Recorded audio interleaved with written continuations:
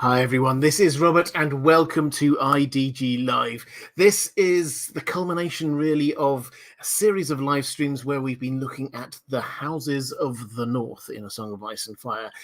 Not just House Stark, but also some of the medium-sized houses that are quite interesting, quite intriguing. House Reed, House Mormont, places like that.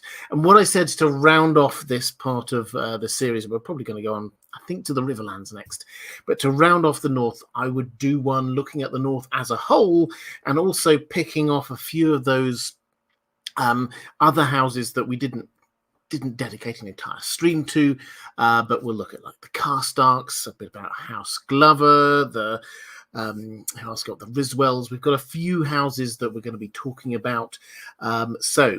As always, I've got some questions from my patrons. I'll try and pick up as much as I can from the chat as we are going through. But I thought what I would do, why don't I bring up the map? That's always a good place to start.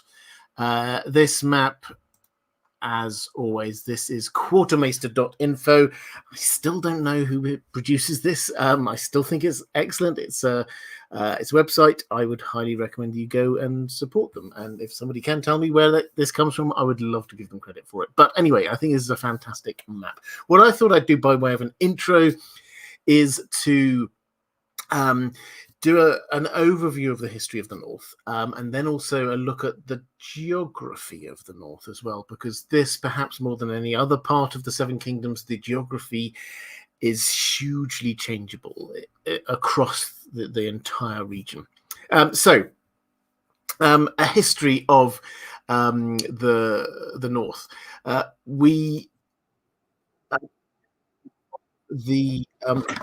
The first men as just being what is in the North, because in the main story that is what we have.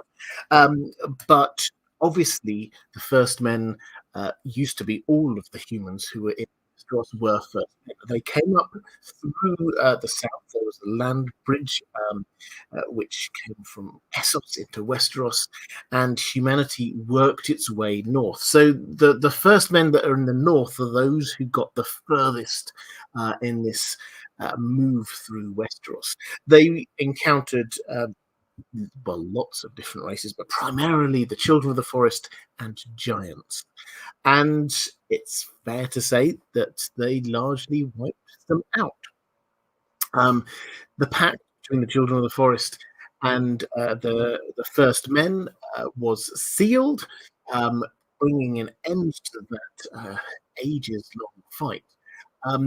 But by this point, the first men had clearly reached up to the north, and what we have is a situation of not just a big king, but lots of different kings there. But the first king is still celebrated in the North. He is buried in Barroton, allegedly. And the first king, we will talk a little bit about Barroton later, so I'll get into more detail there. But the first king is supposed to be the first king of the first men. And he, whether he is the same as Garth Greenhand, the legend that they have in the South, it's not 100% clear. But there was a king who ruled apparently over the North before it broke down into all of the small petty kingdoms. But the big thing that happened, though, clearly was the Long Fight. And probably in terms of the longer term for the North, what happened after the Long Fight? Because this is when a few things happened which would shift the kind of the geopolitical makeup of the North hugely. First of all, we have the wall being built. Now, the wall, we think of it as like the end of civilization, the top of the Seven Kingdoms. But at the time, it was just an arbitrary line, really, between two, the point where you could put a wall between the sea on one side on the east and a big river, a chasm over on the west. And that cut the first men in two, those who were south of the wall and those who were north of the wall. Those who were north of the wall considered themselves free folk because they weren't kneelers, they didn't have kings, but those south of the wall started calling them wildlings because they considered themselves to be more civilized than them. However, although the wall, we think of it as this impenetrably tall thing, it wasn't always that tall. It started off actually as just like a normal sized wall, and people could quite easily climb over it. There are routes under it, there are routes around it. If you go to Eastwatch, boats just sail around the side of the wall from one side to the other side. So this is not this great impenetrable wall preventing any contact whatsoever. And so, as we'll see, bits of the north are actually not that different to wildling culture in north. So the wall was the first thing which appeared. The Night's Watch also appeared around this time. They had Brandon's gift. So a huge strip of land just to the south of the wall was handed over to support the Night's Watch. Also, Winterfell and House Stark were created. Now, House Stark, when they started out, yes, they may have claimed the title Kings of Winter relatively early on, but they were just one of many kingdoms in the north.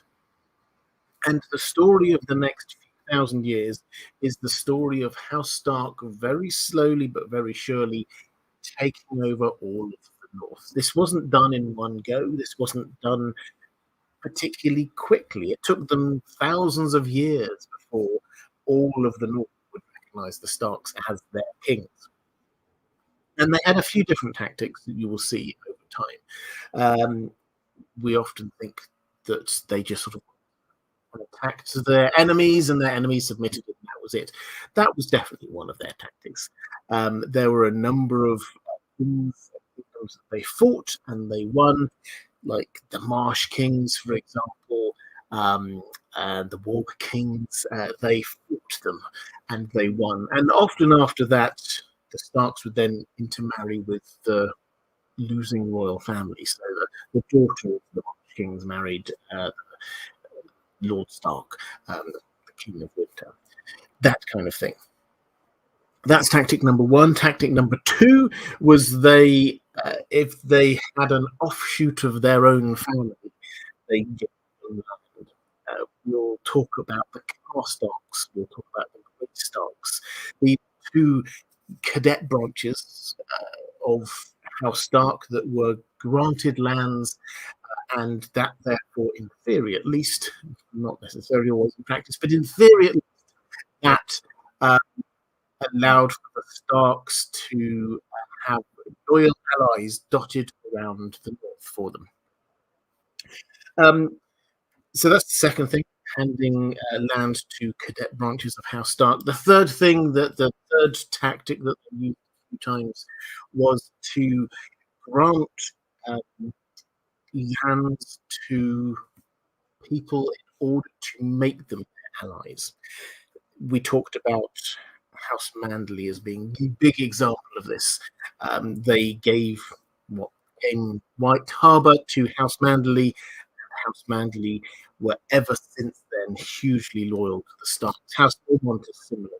Their island was given to House Ormond. So that's the third way they gave land to people in order to buy their support. And then fourthly, and this is something which is not mentioned hugely when we're discussing how the Starks managed to conquer all of the north, is that there are some parts that they just went, well, we'll just let them be. The two that we'll mention, I'm sure, a few times during the stream, the mountain clans, just north of Winterfell. You can see the map got there, north of Winterfell, pretty much in the middle. There's a big mountain range, the Northern Mountains. In that are the mountain clans. Now, to most people, they are different small houses, petty lords, but they view themselves as clans, and they're always fighting amongst themselves.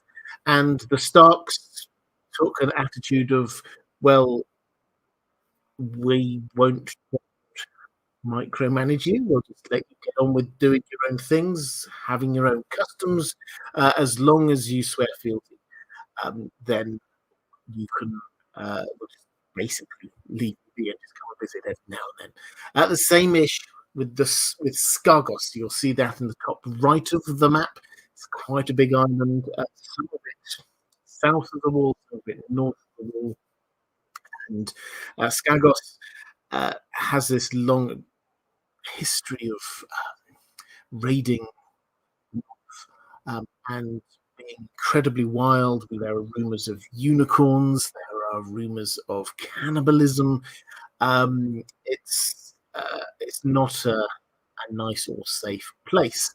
And the Starks, basically, every now and then they felt they needed to teach them a lesson. They needed to repel an invasion or a raid.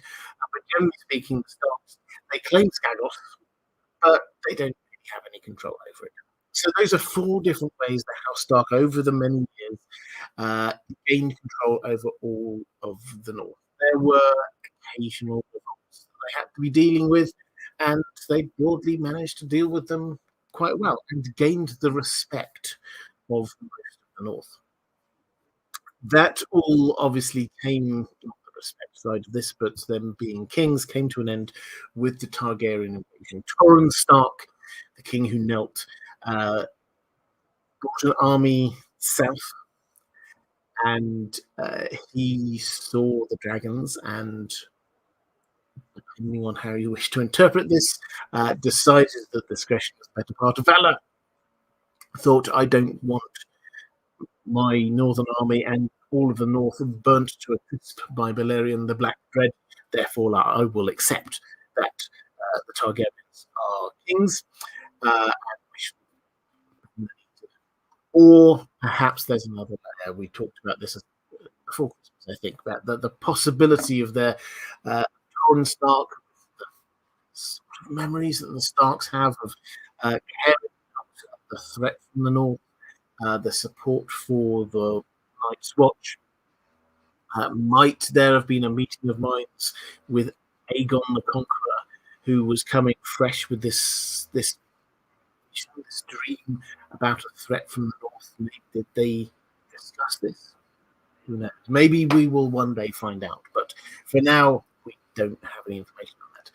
So the Starks were basically left alone, is the short summary of it. They were demoted. They were no longer allowed to be kings, but they were Lords of Winterfell and protectors of the north.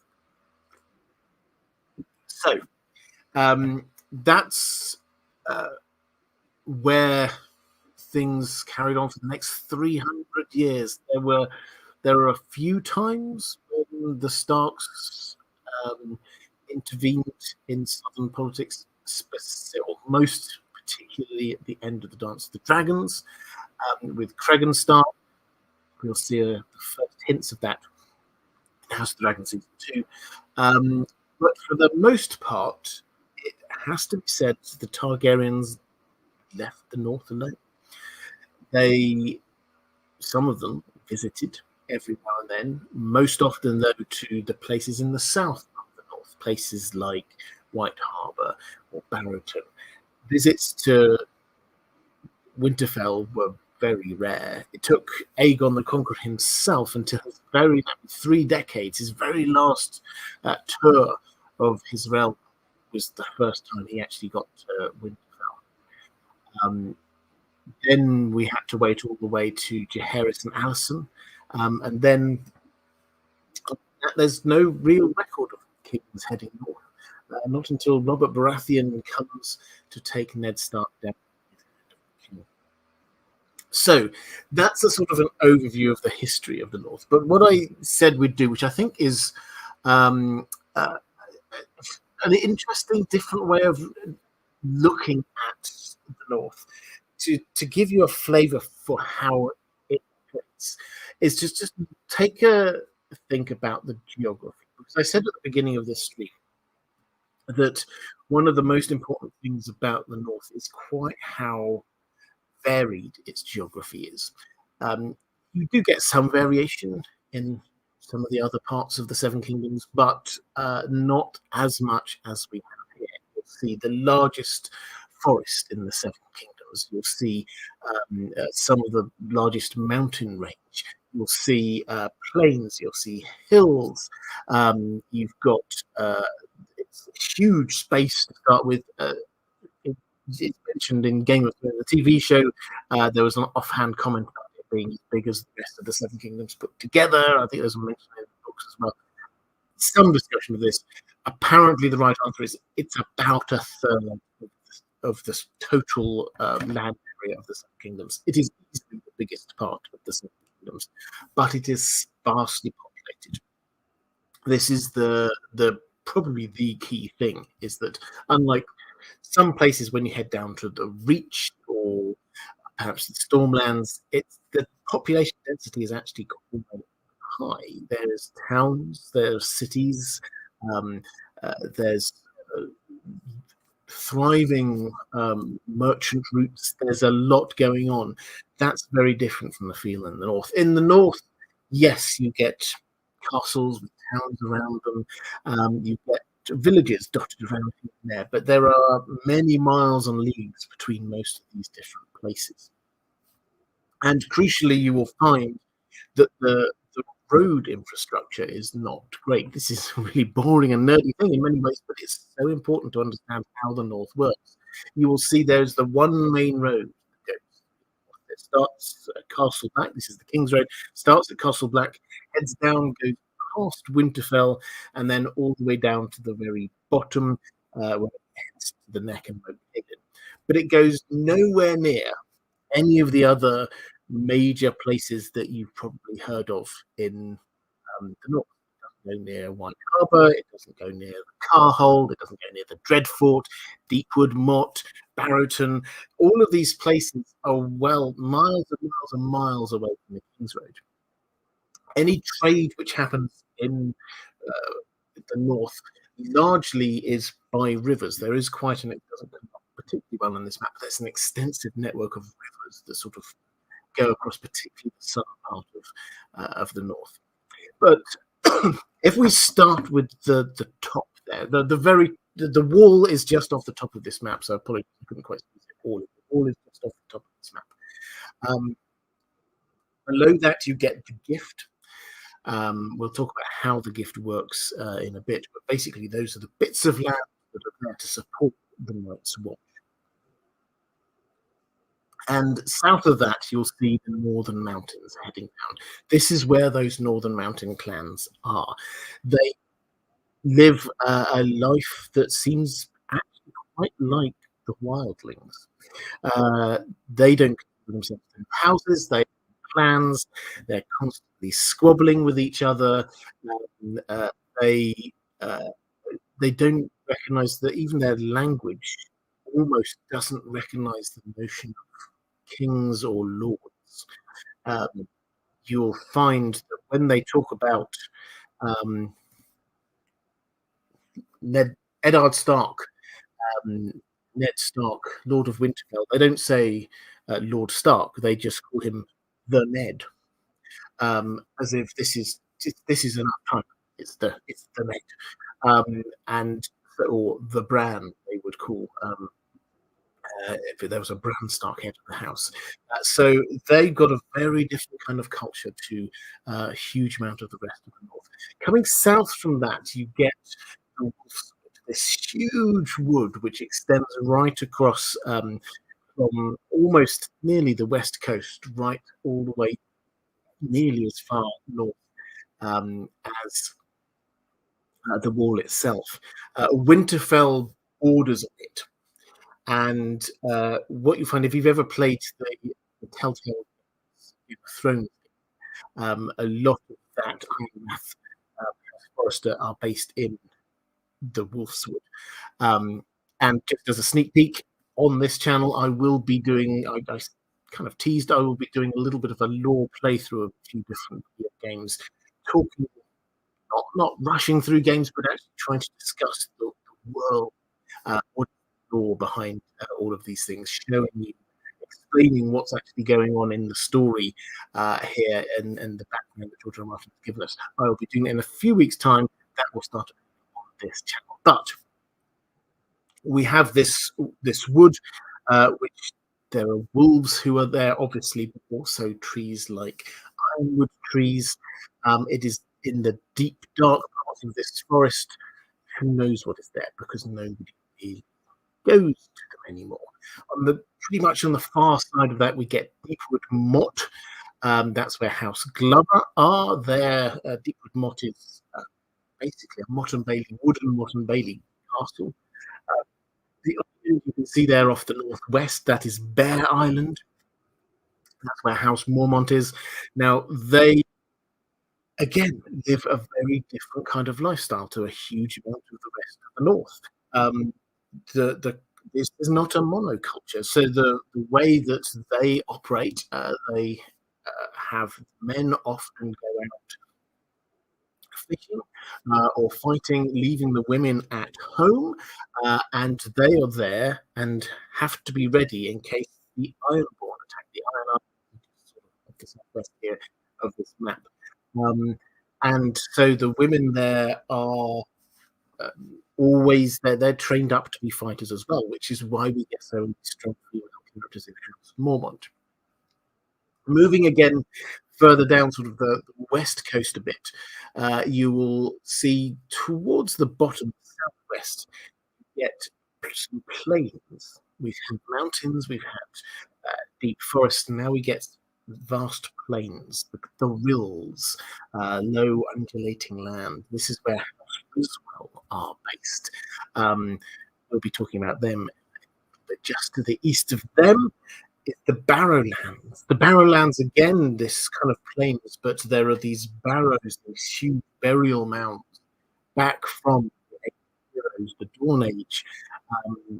Miles upon miles of them. Just it's as far as the eye can see, all of these barrows. House Barrington, House Dustin, with their main home base, Barrington. Their hall is set on top. I mentioned earlier the barrow of the first king. It is on top of that barrow. That's how important that is. And this culture that we think of with the Starks of burying their dead deep underneath their castle, their home. This wasn't just the Starks. Obviously, we've got Barrington here, literally building on top of a barrow. The Boltons, similarly, they bury their dead underneath their castle. So the Barrington is sort of next in the sort of the middle bottom part of the north. Then we have the neck. We've had mountains, we've had forests, we've had plains. Now we have swampland in the neck. This is, of course, where House are. And this forms this very defensive structure against the south. Because the neck is this marshland that is, it's not just like, oh, that's a bit hard to be getting through. It would be impossible. You do not know your way, you would get lost. And there's some very dangerous animals there, like lizard lions, that we don't really hear about elsewhere. And at the heart of this is Moat Cailin, this ancient castle, which is built defensively to be working very well against attack from the south. Now, this is important because this is the only overland route to the north.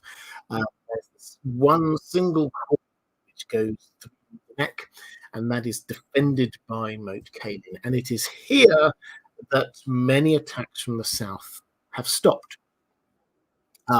Because it's this bottleneck, and you cannot just send an entire massive army to attack the castle. You just have to send a small group of not quite single file, but that if you're heading towards there, you're not able to use your full force.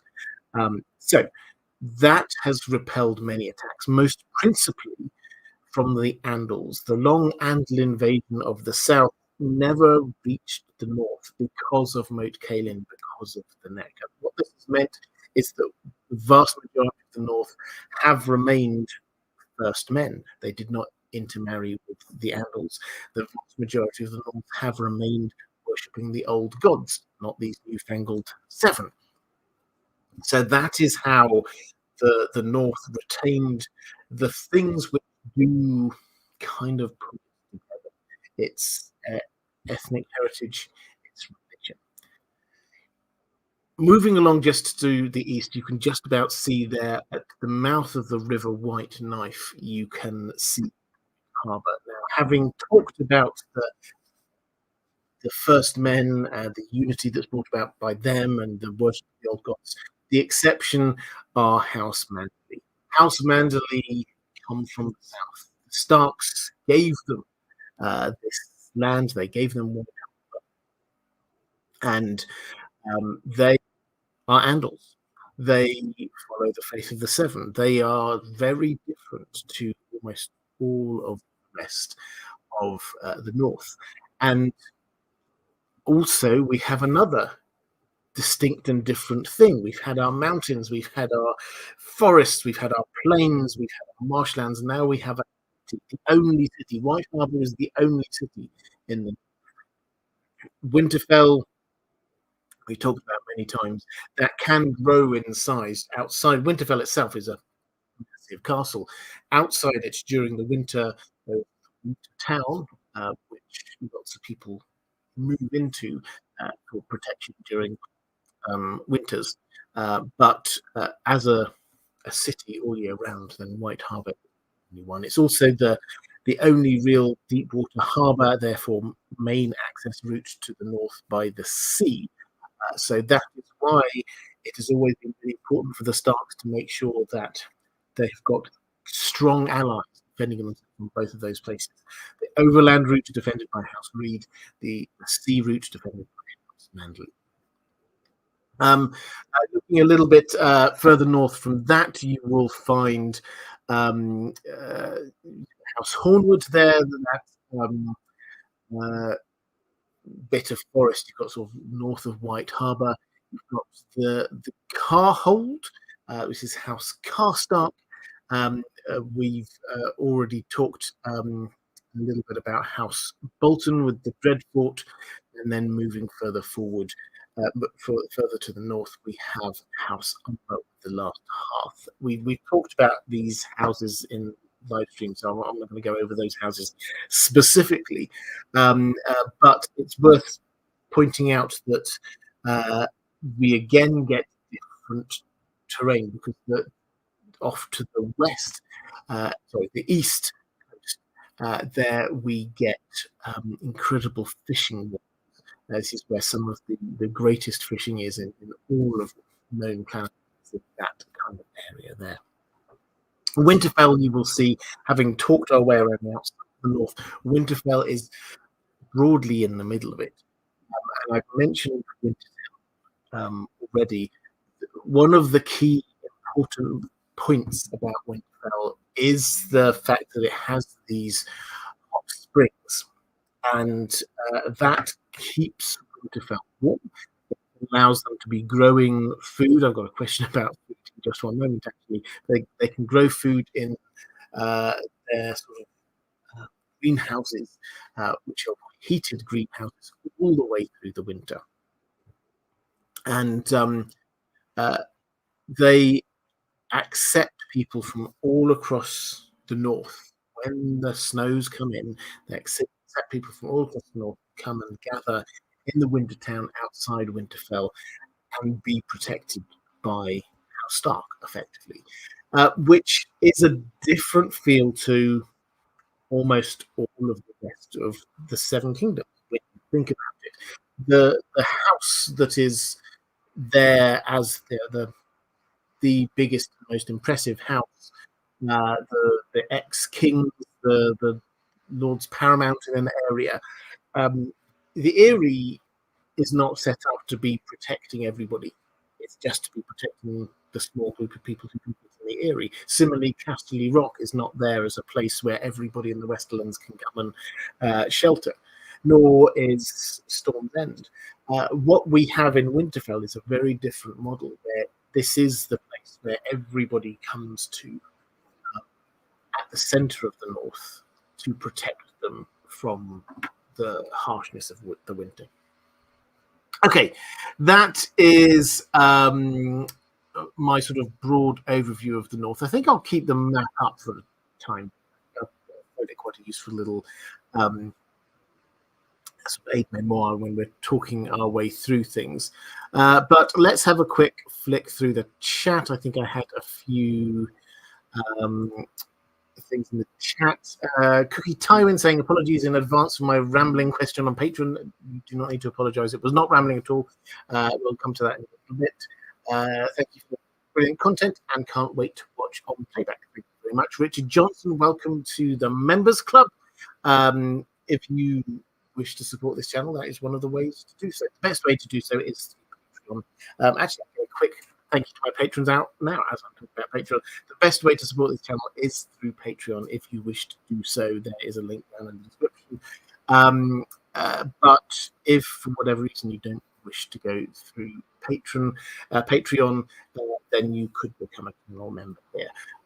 That's another way to support this channel. But patrons and members, thank you for your support. I hugely appreciate it. Let's have, I'm pretty sure we've got some other questions in here. Probably. Stephanie Lash saying, hearing quite a bit of sound distortion. Is it related to Robert's head movements? It's possible. I'm going to I'm going to be redoing all of the my setup here, just you know.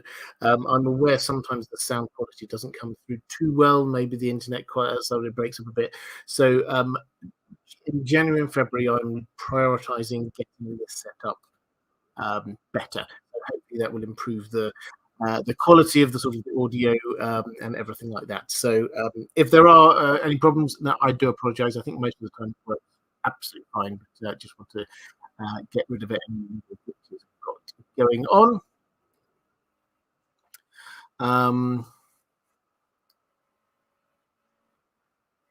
Yeah, and Andrew's K saying, "Can I check my audio settings, mic connections?" I think everything's plugged in. So apologies if they're not going well. The audio is not stable. It might be due to my head movements. People saying, Stephanie Lash, thank you very much. Well, I apologize for that. I'm trying to keep my head still. That seems to be the issue. Maybe I'm being a bit of a wobblehead, but I do apologize for that. Okay, hopefully that's better now. I'll try and keep my head still. Let's go to a question from so Maura Lee. You did a super chat earlier saying just a show of love and support. Thank you for the fabulous content, merch, and stories. Love Dan the dog. Thank you very much, Maura. I hugely appreciate that.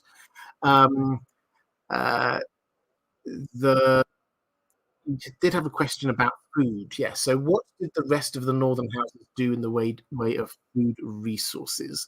There was hunting and fishing available, but what about crops, etc.? Some larger houses had greenhouses, but what about the other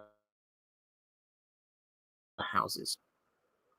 Okay, so yes, basically the north obviously has a problem with the cold.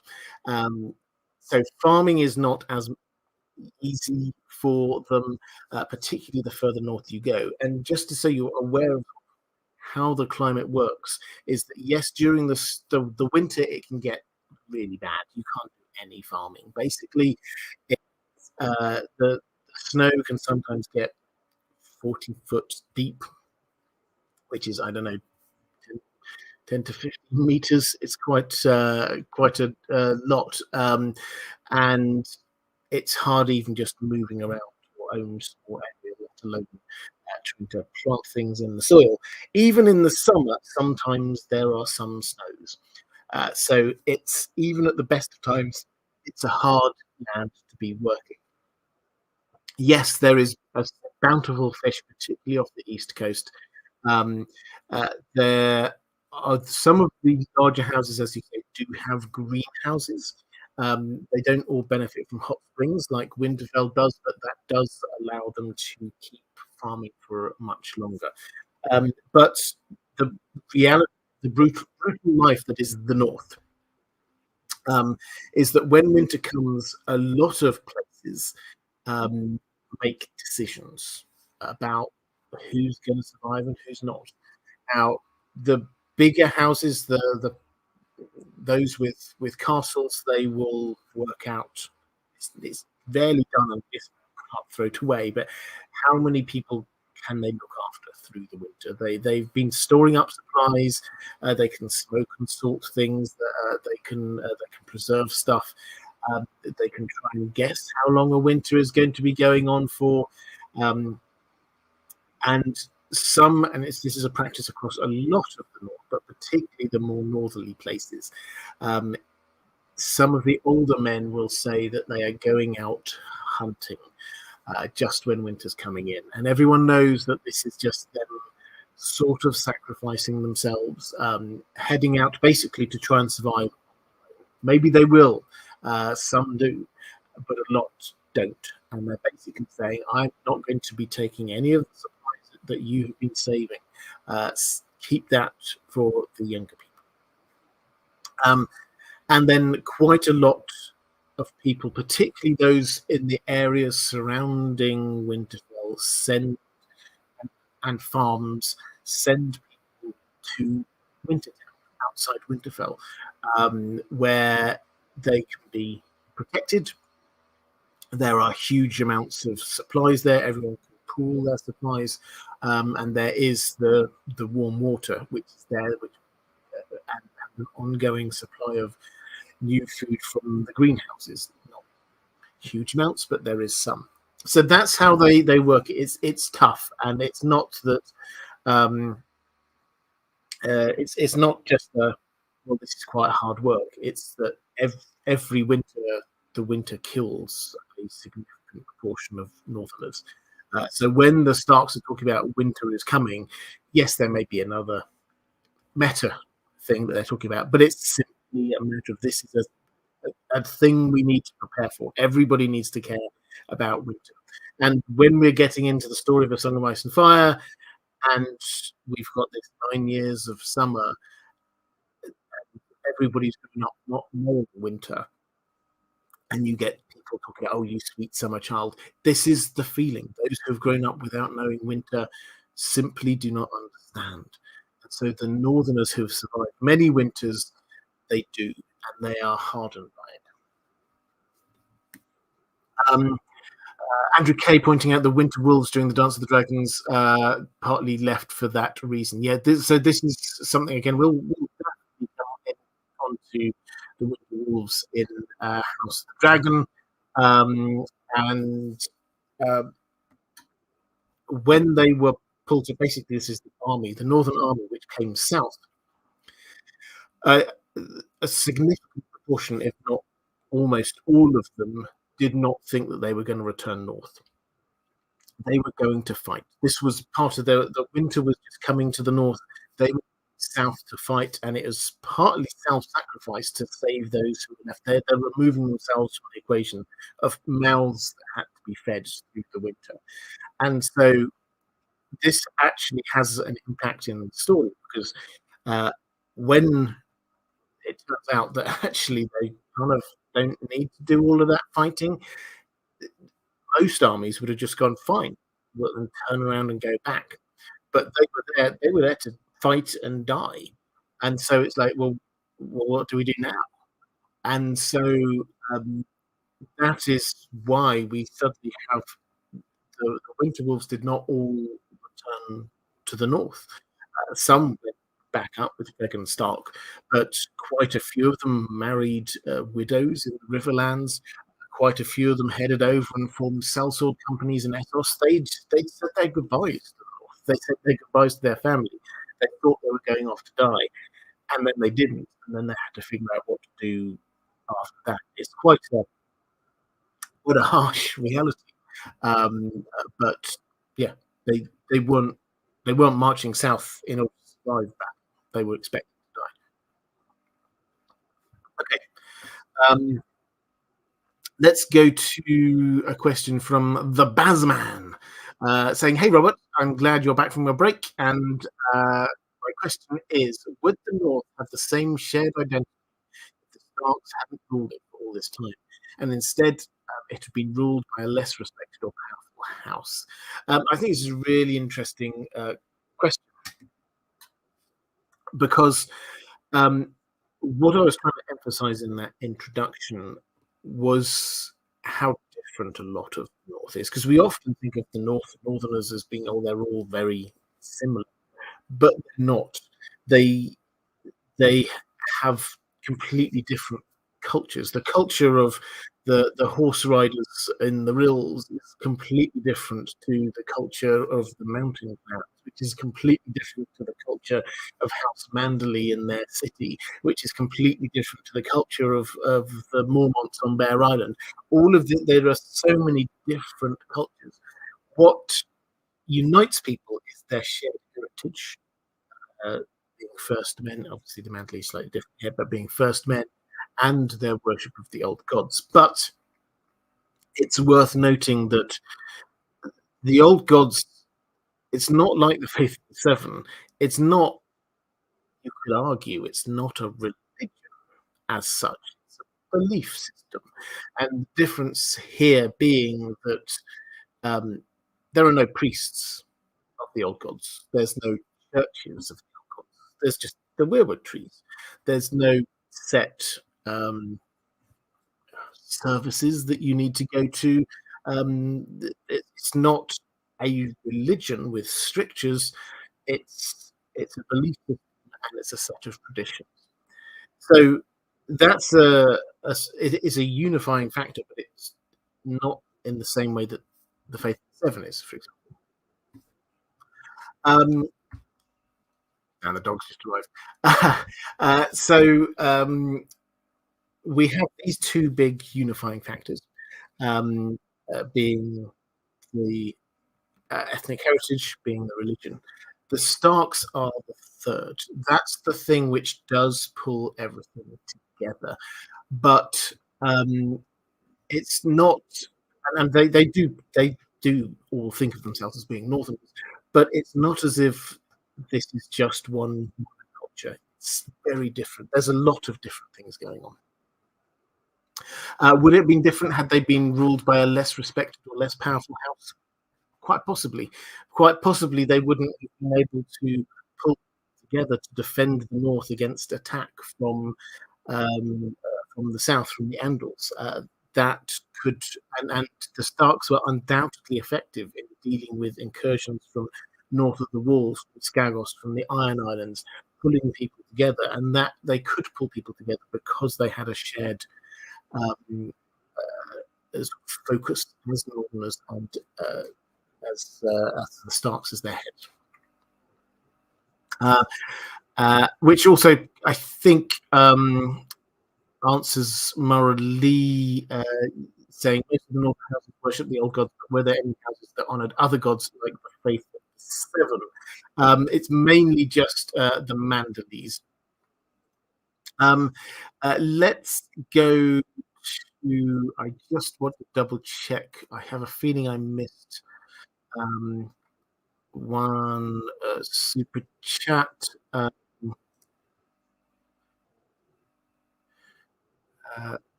Maybe I didn't. I thought I had.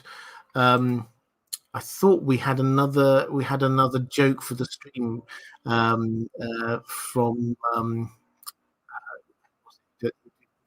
the stream. I can't remember, but I thought we did. Apologies. That's was it Steve Ash Lerner Turner? It might have been, but that's disappeared off the top of my thing. So apologies for that. I will try and find that, and I'll do that one next time if I can't find that this time. Oh, here we go. Steve Ash, Lerner Turner, bad joke for the stream. Strap in for this. Two muffins are sitting in an oven. One says, "It's warm in here," and the other shouts, "Wow, a talking muffin." So thank you very much for that. Let's go to a question from Magma Frost. We'll start sort of working our way now through some of the houses. We'll start with House Carstark. Magma Frost says, "Hi, Robert. House Carstark is considered close kin of House Stark, but they separated roughly 1,000 years ago. Are they really all that meaningfully closely related at this point?" This is one of those places where I think the timescale of Western history just gets a bit silly. I can't help but think about how different Europe was 1,000 years ago, or 1,000 years before that, and think that Westeros seems to move preposterously slowly in comparison. Well, on the bigger issue, yes. I mean, I don't think there's much doubt about that. Westerosi history does move slowly. George R. Martin is aware of this. It is an intentional decision on his part. He's a fan of fantasy being bigger, bolder, more than our normal world. So we don't just have normal wall. We have a massively high wall, 600 feet high wall. We don't just have history that is over hundreds of years. We've got history that's over thousands of years. So there's a huge. George R. Martin tries to multiply out things to make them bigger and more impressive. So that's one of the things that he does. In terms of House Karstark, are they really that close to the Starks? Yes, this was 1,000 years ago. This was 700 years before the conquest that the two houses split, or House Karstark was formed. And Dan is being very annoying today. I don't know quite what's going on. Bear with me just one moment.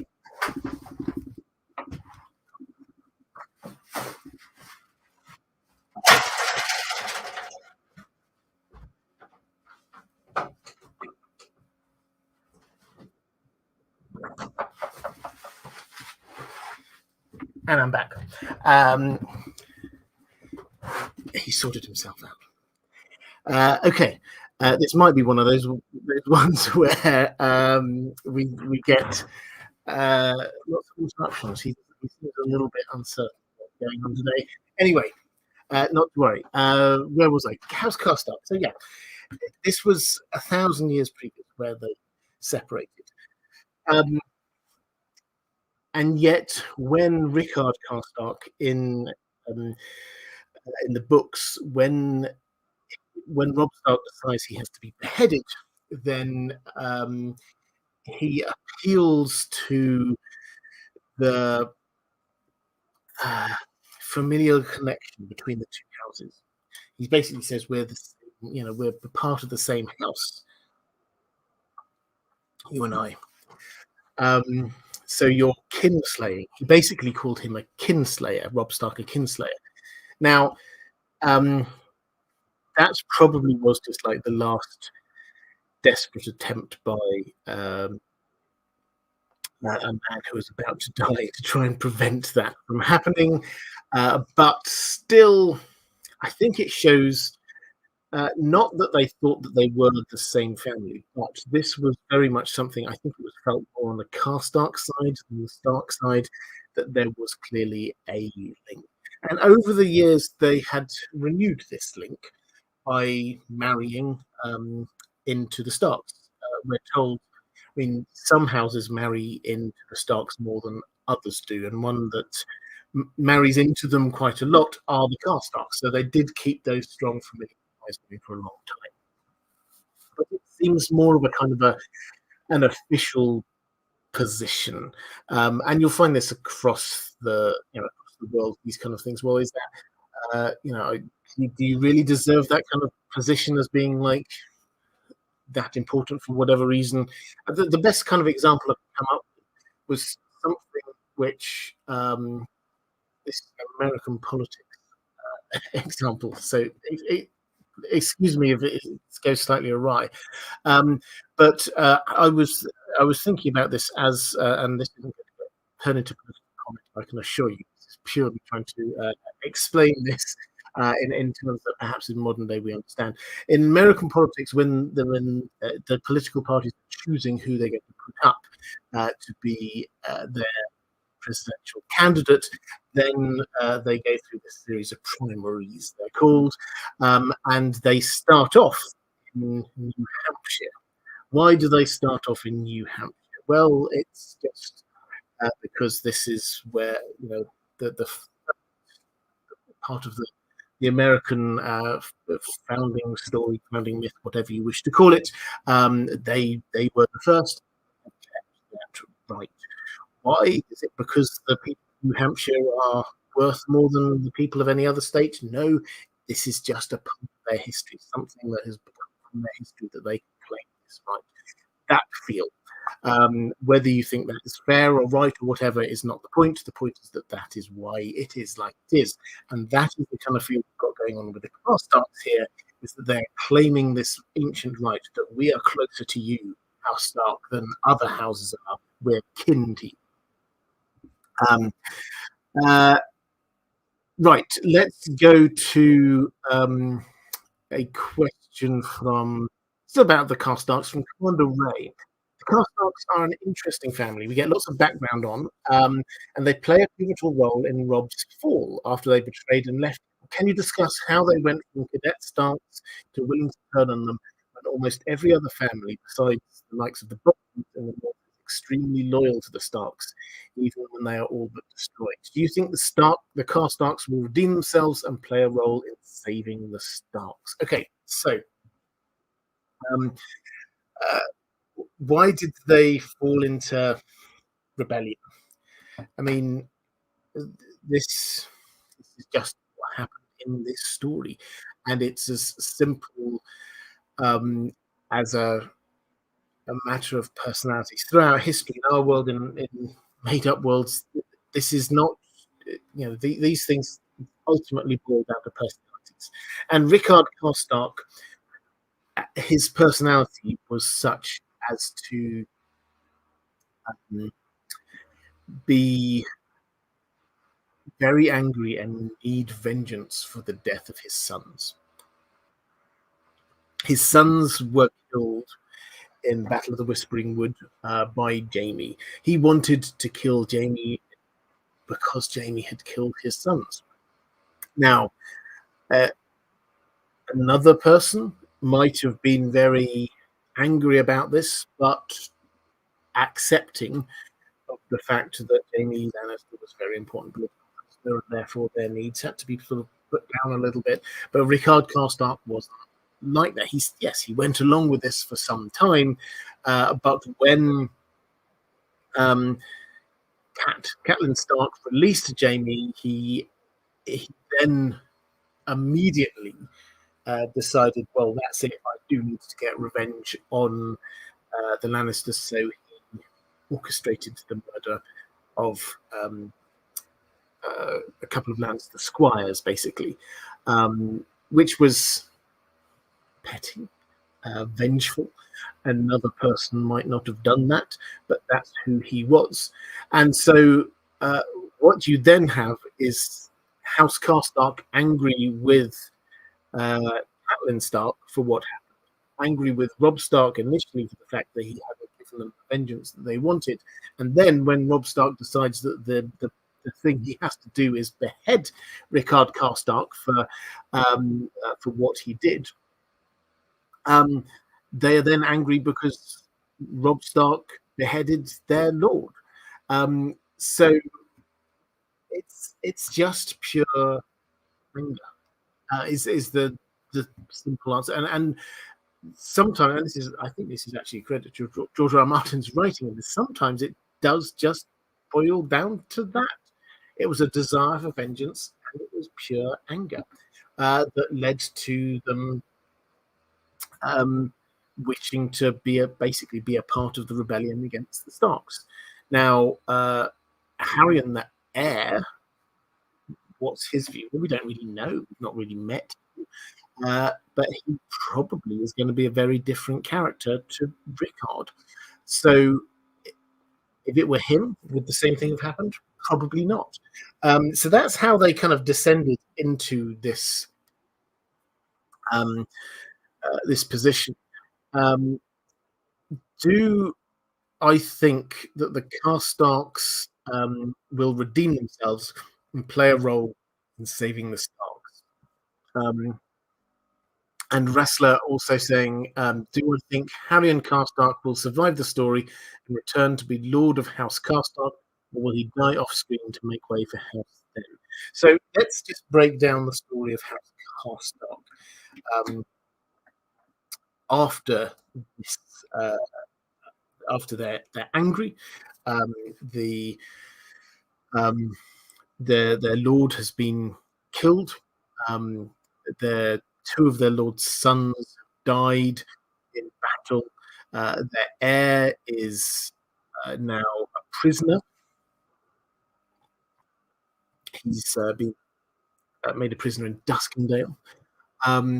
They then play a part and basically support the Boltons at the Red Wedding. The person who is acting head of House Carstock at this point, with Harrion Carstock, who let's say is the heir, he's a captive. The effective acting lord is this guy called Arnulf Carstock. Now, Arnulf Carstock is a bit of a social climber, as far as we can tell. He's the brother of Ricard, and he thinks, okay, well, here's a chance actually for me and for my son to take over House Carstock. There's only one person in the way. That's this Harrion guy, who incidentally was so he's down in the south in Duskendale. So he then announces his support for Stannis, which is this kind of, he probably thought, oh, I've got a master plan here. He announces his support for Stannis, hoping that what that would do was provoke Tywin Lannister to kill Harrion Carstock, because that would then get Harrion Carstock out of the way, which meant that Arnulf could then sort of claim, okay, so now me or my son are now, we can take over. He wanted to marry his son to Alice Carstock, which was Ricard the Old Lord's only daughter. It was all this big plan he had. However, it goes a bit wrong. Alice sees what's going on. She heads up to the wall. She finds Jon Snow, which incidentally is just one of these kind of like soft indications of how a lot of the North view the Stark still, and any son of Ned Stark, and therefore how they might potentially view Jon in terms of a claim to the North, to inheritance.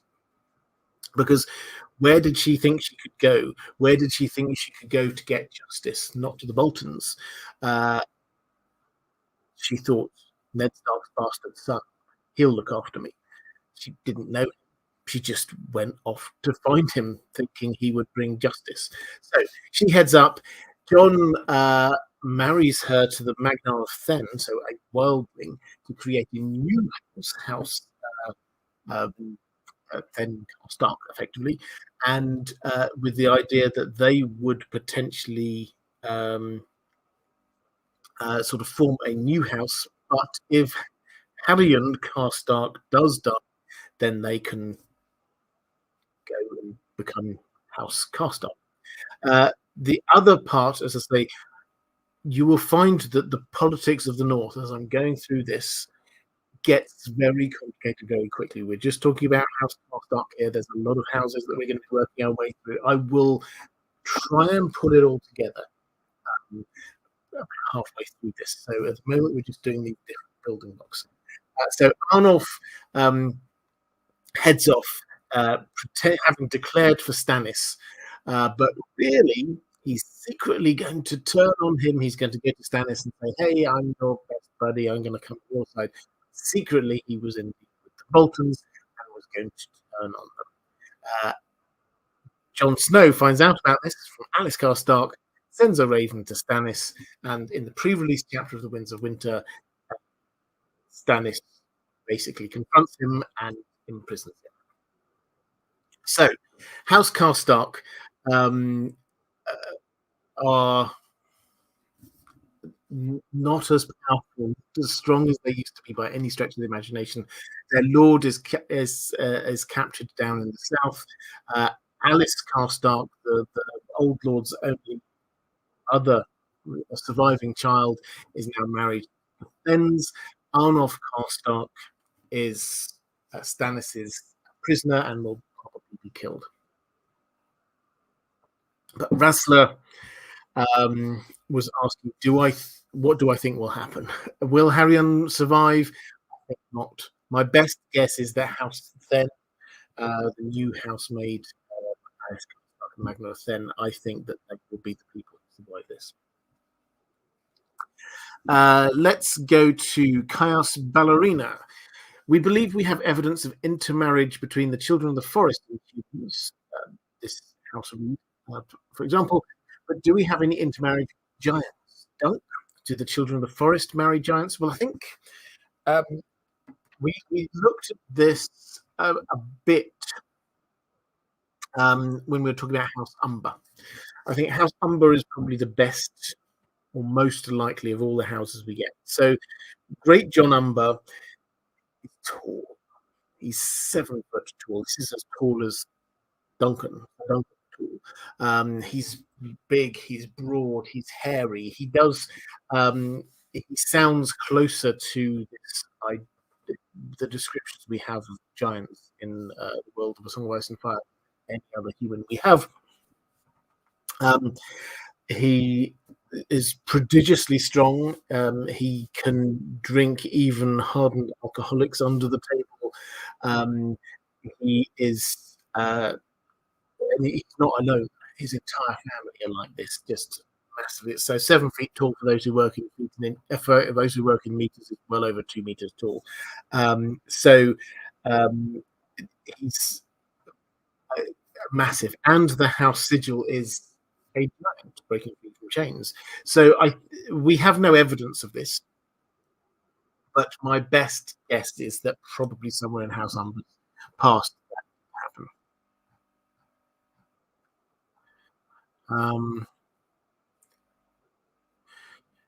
Reflective rambling question from picking up. Thank you. I love it when people pick up questions for others. Thank you.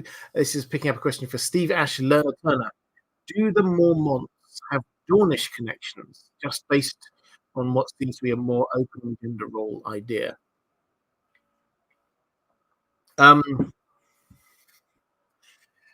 Not as far as we're aware.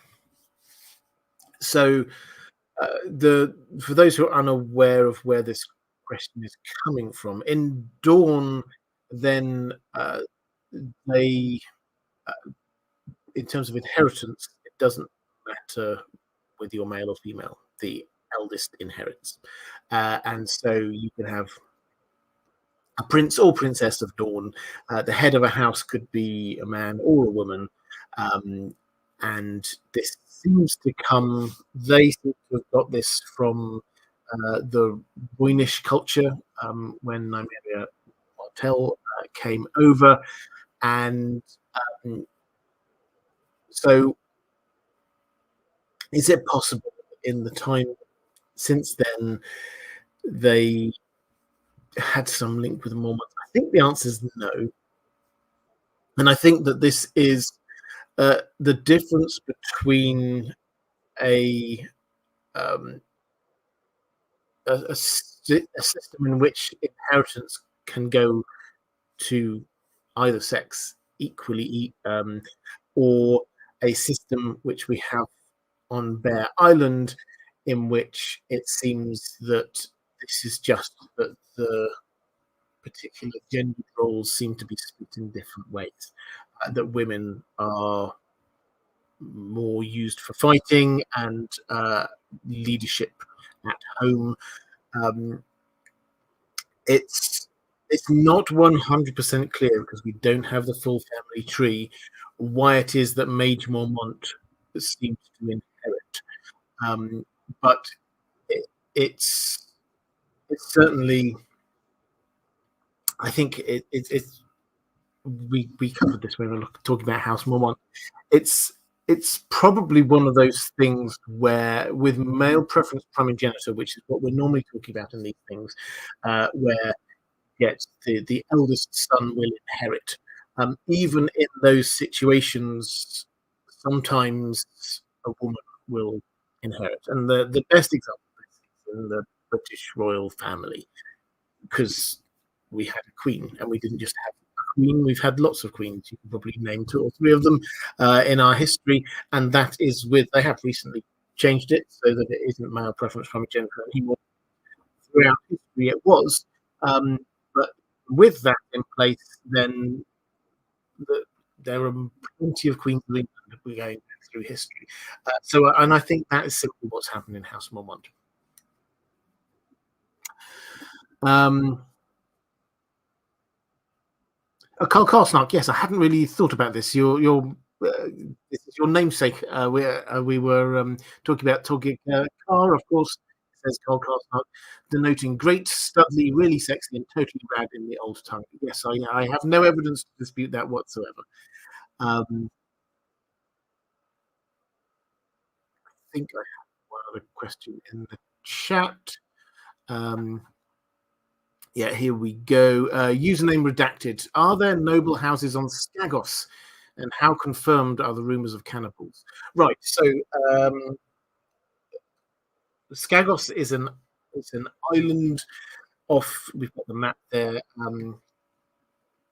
It's that you can't actually see this very well on the map. It's just if you look at the very top right, you'll just see the very bottom of an island, and that is Skagos, and it's a big island. It goes all the way from the south of the to north of the pole, and it's run differently from the rest of the main houses of the north. It doesn't have houses per se, but it does have clans. Again, this is, if you think of like a wildling structure, this is the closest you're going to get.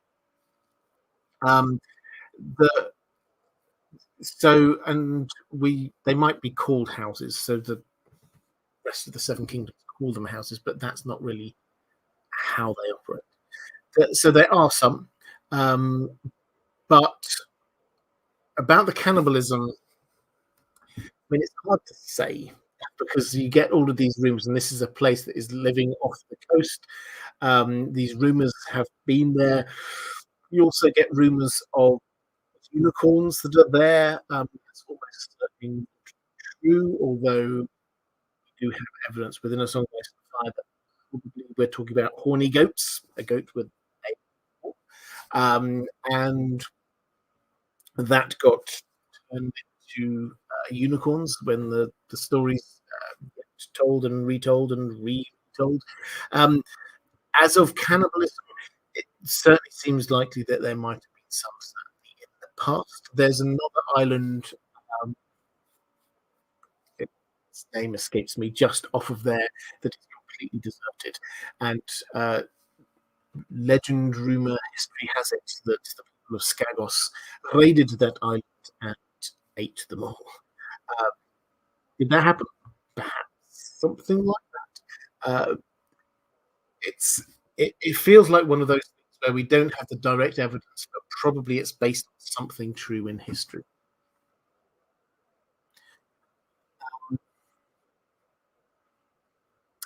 Andrew K saying, looking forward, if we get a glimpse into Skagos, it might dispel some of the rumors and reputations.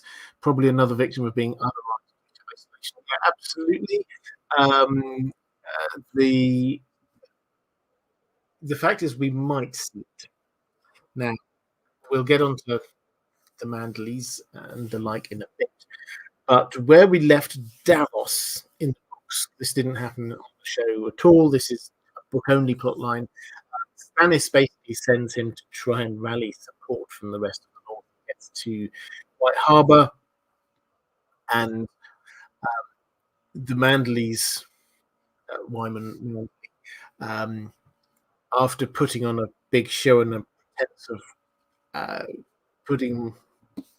saying, "Oh, you're Stannis guy, aren't you? And therefore I'm going to kill you," and then putting a head on a spike somewhere saying that that's him. After he went through all of that, he then basically comes out with this plan. We'll talk about it in more detail in a moment. Sends Davos to find Rickon, who is on the Isle of Skagos. So Davos is a POV character, and I would expect, therefore, that we will see that. It's not in George R. R. Martin's style to just completely miss out a really interesting part of somebody's story of POV. So if I had to guess, the timing of this actually is such that when we last saw Davos, that was, I think, like 3 months before the actual end. There was a huge gap. He talks to Wyman Manley. Wyman Manley in this time does that, then heads all the way up to Winterfell, spends time in Winterfell, some plot time up in Winterfell before the end of effectively end of Dance of Dragons. So we've got 3 months of Davos to catch up on. So I think, as and when we get the Winter, expect an early Davos chapter, which sounds like quite an easy bet to make. But when you think of how many different POV characters we have now, I mean, I think I counted 21 or something like that off the top of my head. That's a fun challenge for you in the chat. Work out how many ongoing POV characters we have at the moment. But Davos, I think, is one of the first chapters that we get when we get the Winds of Winter. And we should see Skagos, even if it's just him remembering it. It sometimes does this with Davos, actually, when after the Battle of the Backwater, his first chapter after that is him stood on the rock remembering everything that brought him to there, remembering water, remembering the previous few days. So sometimes he does that, and we just look back. But we will see, in one way, shape, or form, we will see Skagos.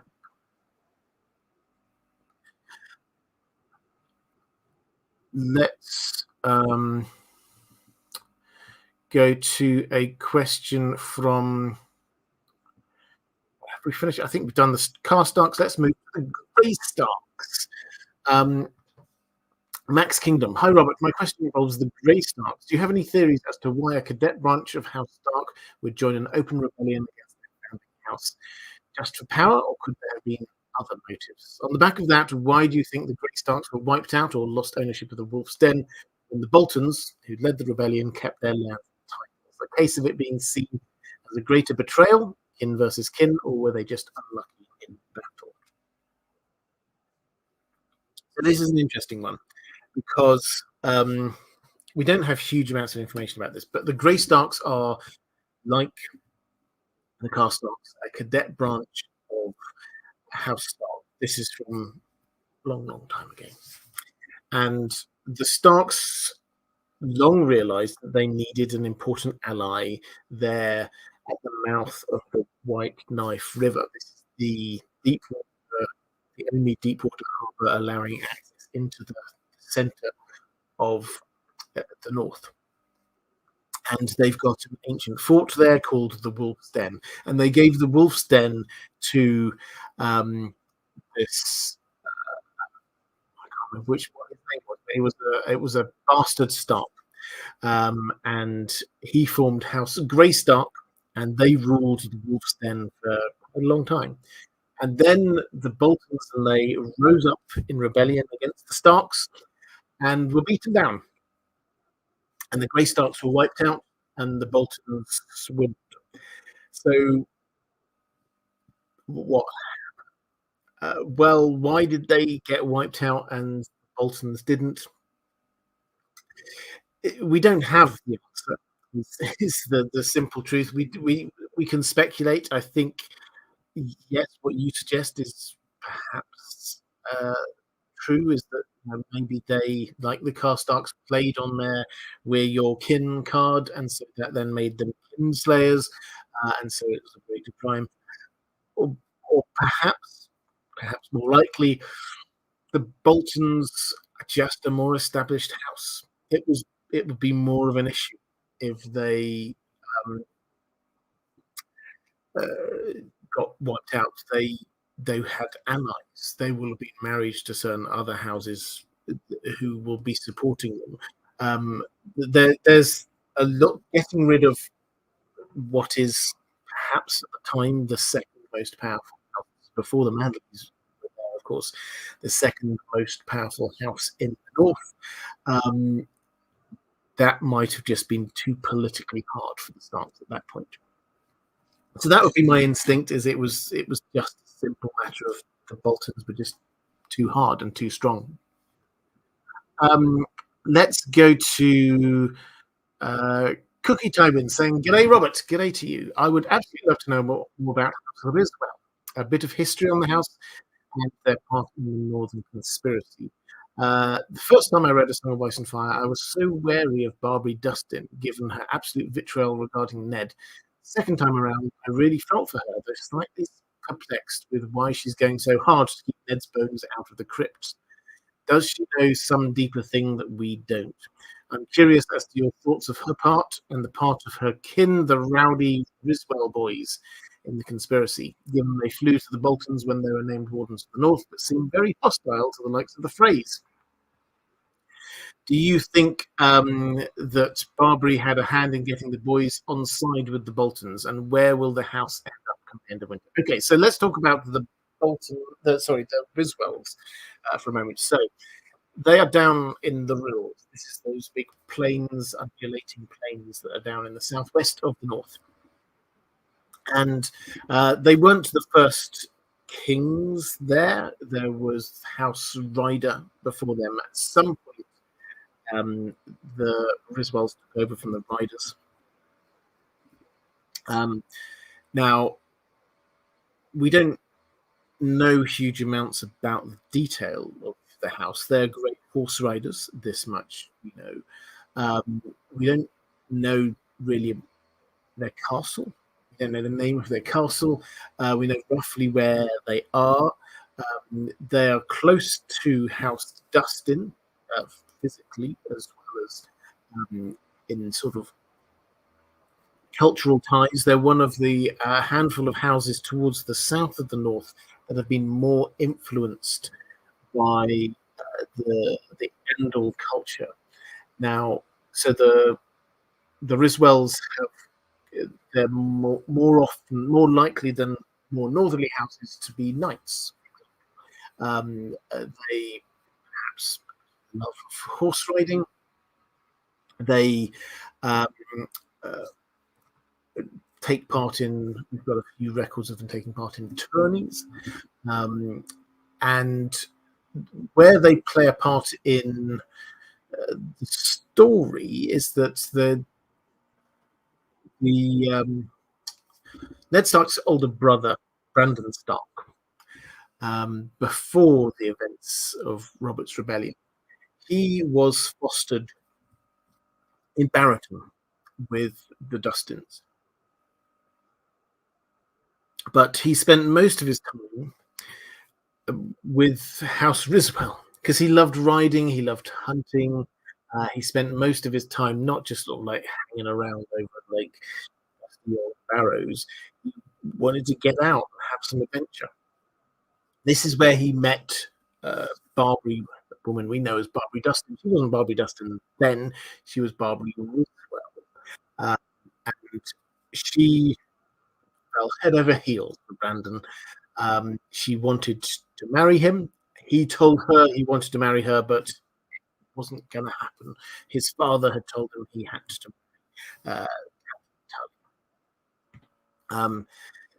So that immediately this played into her as a person. She had wanted to marry into the Stark. She had wanted to be Brandon's wife, and that was taken from her. After that, when he died, her father said, "Okay, well, in that case, we'll try and get you married off to Ned Stark instead." That didn't happen either. Ned then also got married to.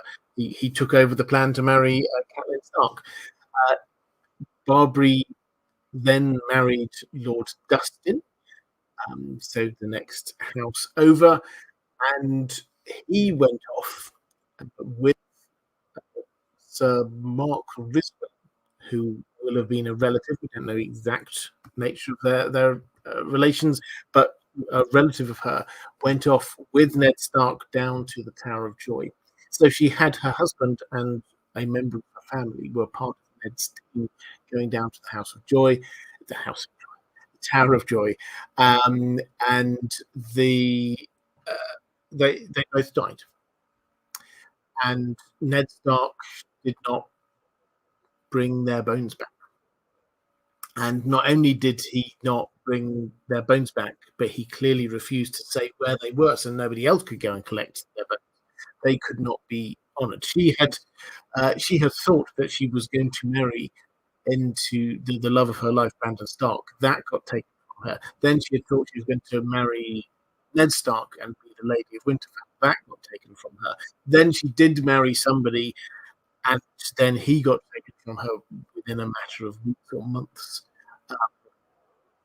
And then she didn't even get a chance to warn him because Ned Stark left his bones behind. And as a slap in the face, he brought his own sister's bones back, couldn't be bothered with her husband's.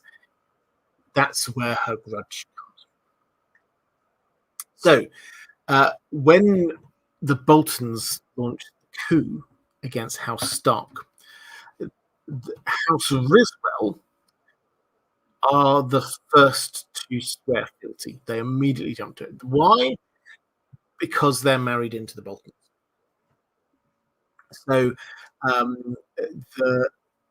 the Barbary Dustin comes along as well and says, yes, House Dustin also supports House Bolton as the new Lords of Winterfell. Now, where do we believe Barbary Dustin? Now, this is a question as much as I answered this a couple of times while we've been looking at the North from slightly different angles, but both times I said that I think that her main interest is that she doesn't like Ned Stark, and she has a personal grudge against him and doesn't want his bones to make their way back to Winterfell. I think that's true. The question is there something else going on? We will talk about the Great Northern Conspiracy one moment, which is tying together a lot of what this is. But it seems very clear that she, and also the Riswells, she has come to Winterfell, where the Boltons are, where so many people are congregating. She has come to Winterfell and brought some of the Riswells with her. And it's very clear that whereas the Riswells are very much pro-Bolton, both of them have been hugely damaged by the Red Wedding. They lost people at the Red Wedding, the Boltons and the Freys. They, at the very least, the Riswells and House Dustin want rid of the Freys. Barbary Dustin may, and this is something I'm shifting. I'd love it when this happens, when I have to look at things again and go, is there another layer that I'm not getting here? It's possible that she is part of this plan, which is sort of emerging with the people who are in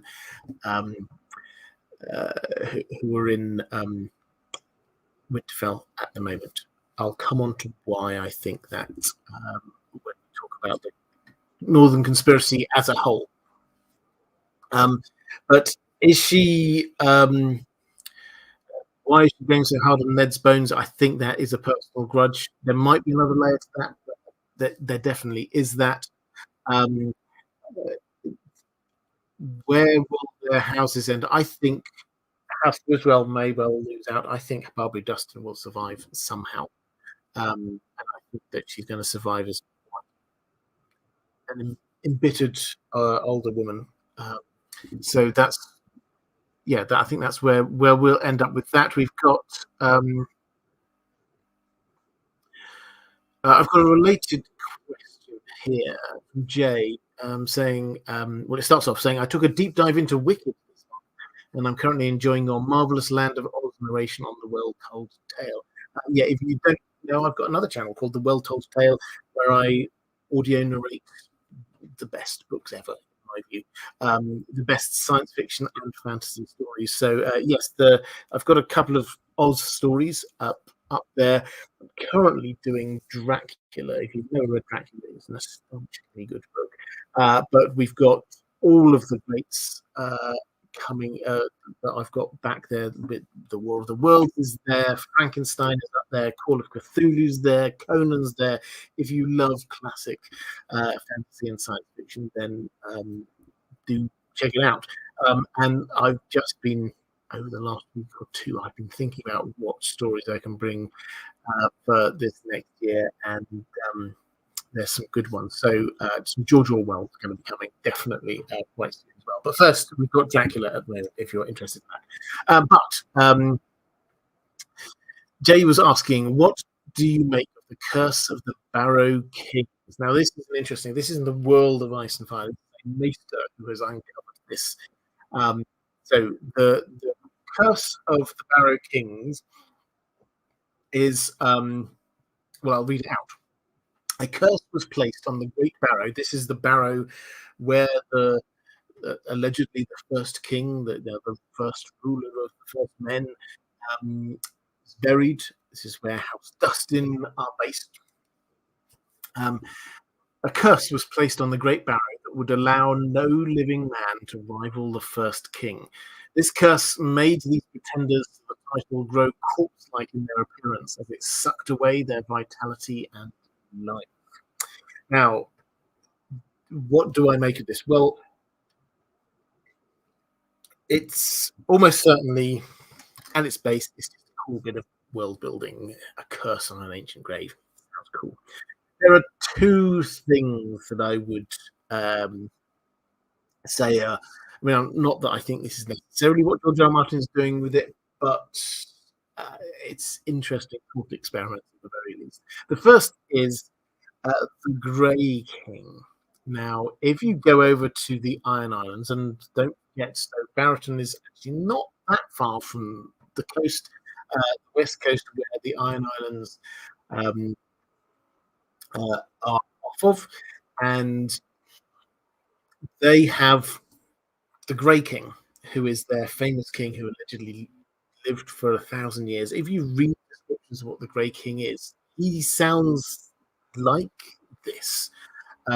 Corpse-like in their appearance as it sucked away their vitality and life. It's called the Grey King because his life, like life sucked from him. It was grey in features. And they, again, remember this, what is dead may never die. This is a thematic link across there, is that curse was placed on the Great Barrow that would allow no living man to rival the first king. And that, therefore, is not a living man. Was the Grey King a rival to the first king? Who knows? But the other thing that is perhaps slightly more relevant to the story that we have today is what does it rival the first king mean? So the first king of what? The first king is the king of the first men. Now, there is no king of the first men, and hasn't been probably ever since then, because the wall has appeared.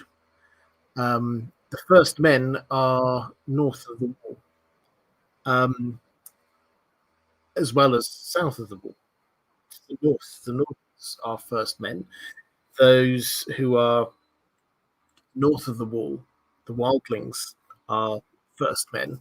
And there's a smattering of people who are first men down in, say, the Riverlands. Now, why does that matter? Because could there be somebody in this story who could conceivably be king to all of those people? Yes. John. How could he be king? Well, he is named as Robb Stark's heir. He is named as heir of his title, which is the king of the North and the Riverlands. So he is the king of all of the first men south of the Wall. Could he be king of those of the wildlings? Well, if they follow him, then they effectively are recognizing it. They may not call it king. The Southerners call it king. Could John effectively be the king of the wildlings as well as the Northerners and some in the um, uh, in the Riverlands? And what about a few people from the Vale of Arryn? There are some House Royce, for example. There are some houses in the northern parts of the Vale of Arryn that are first men. Well, will they come to the north? They selected a TV show. It certainly seems to be Littlefinger's plan to be getting Sansa up to the north, supported by some other people. So it's possible. Why does this matter? This throwaway curse that no living man can rival the first king. John will have died by this point if he does, and the curse made these pretenders to the title grow corpse-like in their appearance as it sucked away their vitality and life. Now, we talk a lot about what John might be like when he comes back, but it's certainly noticeable that George R. R. Martin, a few years ago, he talked about Eric Dondarrion as being a sort of foreshadowing, a precursor for John as a Firewhite. What does that mean? What Beric was like, in many ways, did seem corpse-like. His face was gaunt. The blood was no longer pumping through his veins. He did not sleep. He did feel quite corpse-like. Certainly, Lady Stoneheart is very corpse-like in her appearance as a Firewhite. So, yeah, it's possible that this is just a very, very subtle nod towards what John may become. Reflective Rambling, picking up a question for Levac, saying, what is the plan for the Riswells? They are a significant light cavalry force with multiple fractious leaders. Who will they follow? Well, yes, and the fractious leaders. So we get the Riswell boys. They are always fighting amongst themselves, to the extent that they've even the House Sigil is like a horse's head on a back. Sort of with a sort of background, the mane is flowing out behind it. The boys, the Riswell boys, the next generation, have so much of a sort of a heated rivalry between them that they each claimed different colours for the horse's mane and head. So they're not all on the same side. Which kind of like smacks of if you think back to the Duncan Egg books, like the red apples and the green apples. That's the kind of feel that we've got going on here. They're not quite at that stage yet, but that's the kind of feel that we've got going on here. So, what's the end game? Well, I think that they will definitely take an opportunity to have at the phrase, but at some point, it's going to become apparent that the Boltons are actually in the minority, at which point I have a feeling they will switch sides. Greek Weirwood asking, are Ned's bones, this is a Barbary Dustin question, are Ned's bones just a cover for finding out other things you needed to know, like see the crypts and the children lived, etc.? Yes, so this is, but I sort of started talking about this and then moved on to other things. But yeah, so with Barbary Dustin, I might be starting to shift a little bit of my understanding of what's going on. So she asks, or basically tells Theon to show her where the crypts, the Winterfell crypts, are. Now, what is that? People have asked in previous streams, why is that? The short answer is that they're hidden. Theon is the only person who knows where they are, because let's not forget that Winterfell was burnt down and everybody was carted away. So the people who are in Winterfell now are not the people who grew up there and lived there. These are completely new people. And there is there was like a 30-foot, 10-meter high snowdrift against the wall where the door to the crypt was. So the people simply did not know that was where the entrance to the crypt was. So she got Theon to show her, and then she went down. And she clearly, the thing that was affecting her the most was she saw the statue of Brandon Stark. That brought back a whole load of memories. She definitely checked to see whether Ned Stark's bones were there. But she also noticed the fact that some swords were gone, which might just be that she's one of those people who notices things. The three swords being gone is interesting, because those are the three swords that Bran and co took when they went north. So Hodor took one, Bran took one, Osha took one, and they each took a sword from the crypts, and then they made their escape and headed out. Now, why might that? And this is where we're starting to get on the edges of the Great Northern Conspiracy, because that's only important information to her. Maybe this was just some of them are gone. Maybe that's all it was. But if it was important, if she was looking to see if some of them were gone, then that could be because she knows to look for it. How could she possibly know to look for it, and why would she be looking for it? Well, that would be evidence that what she had been told was true, which was that Bran and Rickon Stark were not killed. They survived. They hid in the crypts under Winterfell, and they made their escape afterwards, and they are still alive. Now, how might this story have possibly made its way to Barbary Dustin? It's a matter of passing messages over a very long period between lots of different people, but it is possible that this guy called Wex, he's a book-only character, this guy called Wex, who was an Iron Islander and basically was acting as squire to Theon. He survived the burning of Winterfell, the attack on Winterfell, by hiding up a tree. And he saw Bran and Rickon and the others escaping, coming out from the crypts and making their escape. And he followed them. And then when they split up, he followed Rickon. And that's how he knew that Rickon had gone to Skagos.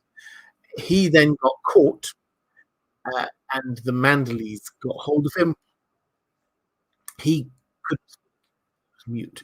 But over a long period of time, Robert Glover, who was there, he taught him to read and write, and got the information out of him that Rickon was still alive, which is what led Wyman Manderley to send Davos off to try and find Rickon. As I say, this starts getting convoluted quite now. Why might this matter? So Wyman Manderley, having sent off Davos to go and collect Rickon, then headed up to Winterfell, ostensibly to say, Lord Bolton, your humble servant, to pay a visit to the new Lord. So he does that, but what does he do? He's got this information. Actually, we're here because we think that the Starks are all dead, but they're not. At least one Stark is still alive, and that's Rickon Stark. And he is going to start talking to people. He's going to start sounding people out. Are there others here? Is everybody really on Team Bolton, or are there some people here who are on my side? Are there some people here who want to get rid of the Boltons? Who can I tell that actually Rickon is there? Now, if he managed to have a conversation with Barbary Dustin, we don't have any information that he did, but if he did, how could he possibly prove that this was true? What evidence could she possibly get? The only evidence that he could say was that, well, apparently they were in the crypts and they stole 3 of the swords from the crypts because Wex saw them with these ancient swords. So in her mind, she would then go, I will know that this is true. I will know if Rickon really is alive if I can find my way down to the crypt and if I see that 3 swords have gone. So she gets Theon to show her the crypt. She knows nobody's been tampering with the evidence because there's a whopping great big snowdrift blocking the way in there. She goes down, she sees the swords are gone. She realizes that Rickon Stark is still alive.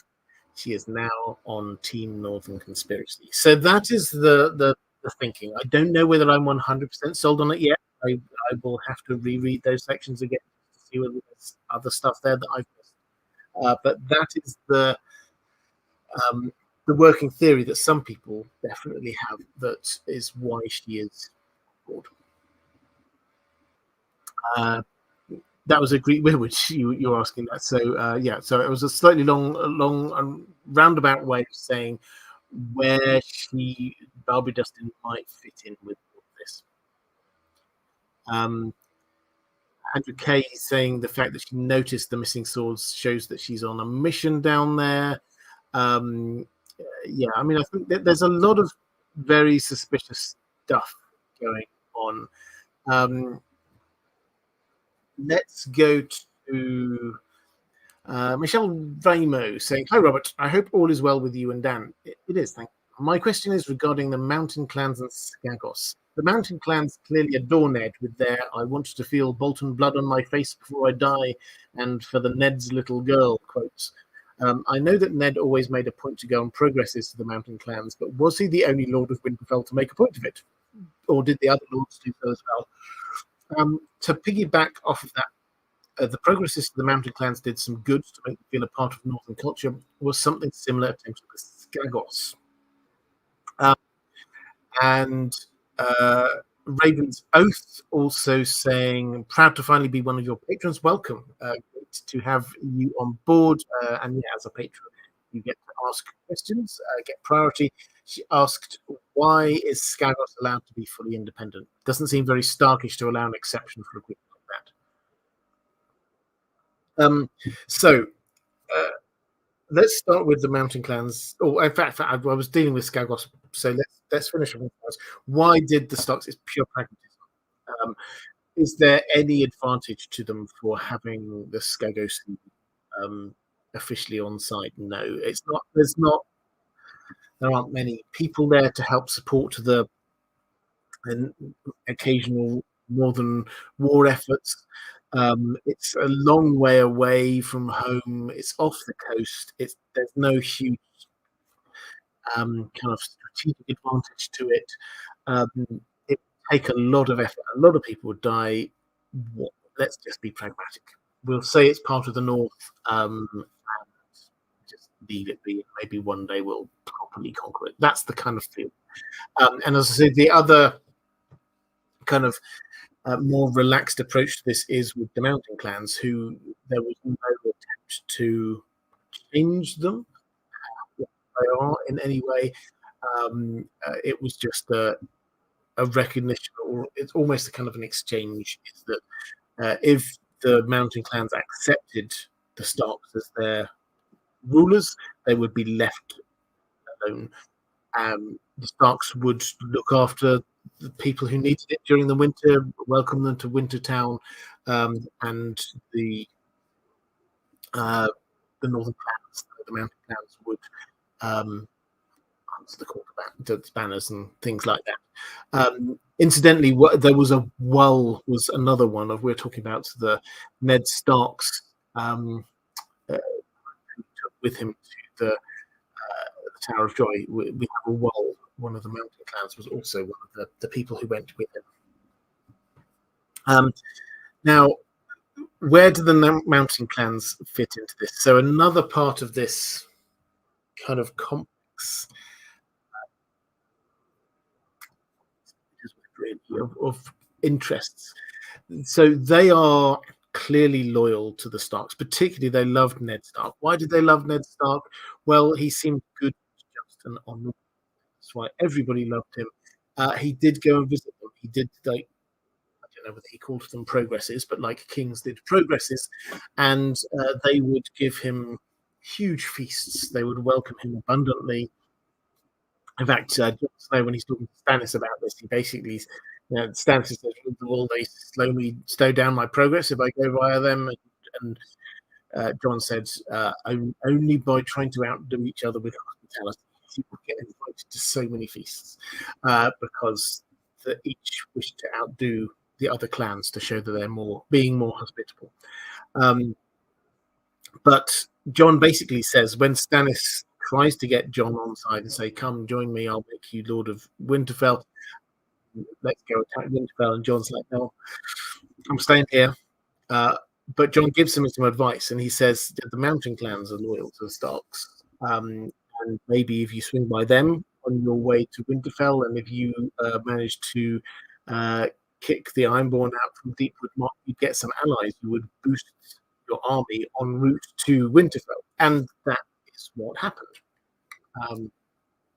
But it's very clear the mountain clans seem to have joined up with him, not because they particularly support Stannis, but because they want to get some kind of revenge for Ned, for what happened to Ned and Robb, and also because, as far as they and everyone else is concerned, what was about to happen was that Arya was going to be marrying Ramsay Bolton, and everyone knew what Ramsay was like. It wasn't actually Arya, of course. This was Jane Poole. This was fake Arya, but they're talking about for Ned's little girl. This is what their aim is, to try and save her. So that's where they sort of come in. So in terms of how they fit into this network of what's happening in the north, they are a part of Stannis' army, but they are not loyal to Stannis. They are trying to achieve the same thing as him, get the Starks back into Winterfell, but because they want to do it for the Starks, not for him.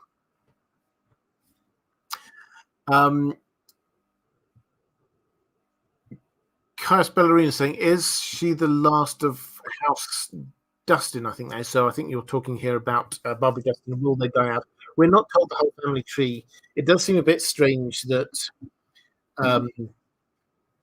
she seems to be ruling it, and so her husband died. They did not have any children. They'd literally only just married when he went off to war. They hadn't had any children. So that implies that there doesn't seem to be another heir out there. So perhaps when she dies, that's it. But there's always an heir somewhere. You can always figure out who's the next in line. But you just have to generations until you find whoever is closest.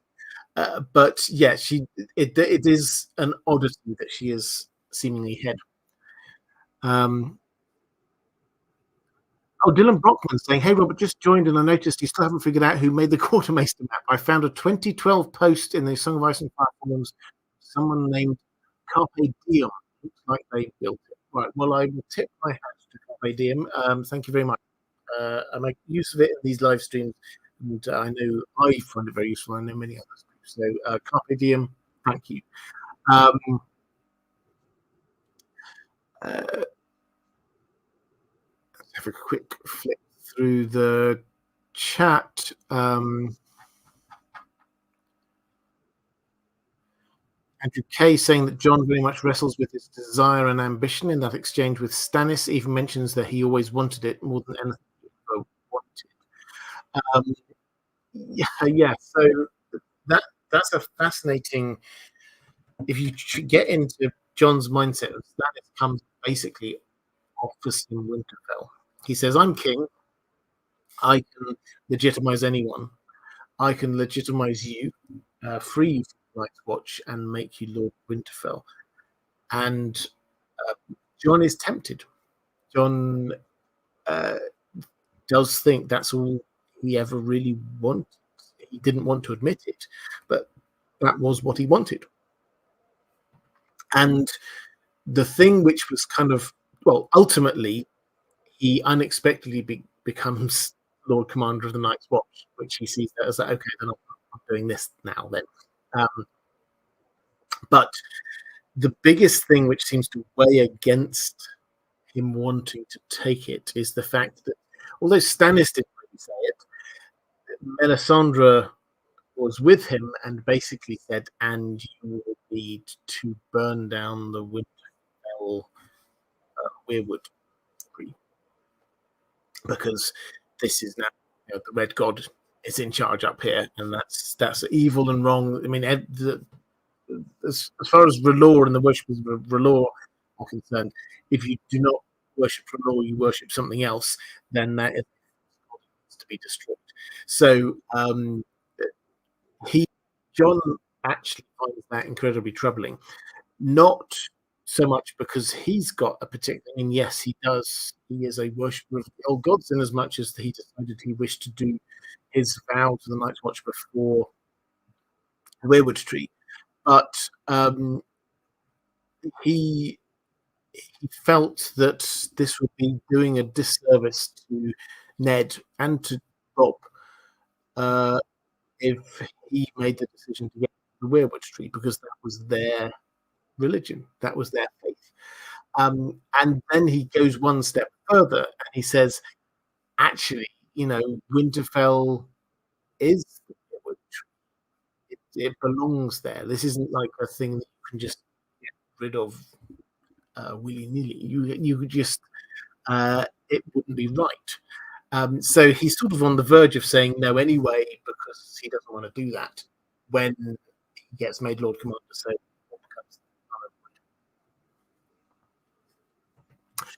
Coach Ballerina picking up a question for John James. Do Northerners care about the Blackwoods? And on Edna saying, what's wrong with the audio? Apologies. I know the audio seems to be a little bit today. I don't know quite what's going on. My setup's the same as normal, but I am working on it. And at some point in the next 2 or 3 weeks, I will have a completely new setup for the audio. So hopefully that'll be sorted by then. John James saying, do Northerners care about Blackwoods? Well, yes and no. The Blackwoods are, they follow the old gods. They worship the old gods. They are of the first men. So there is a kinship there, but they're not Northerners.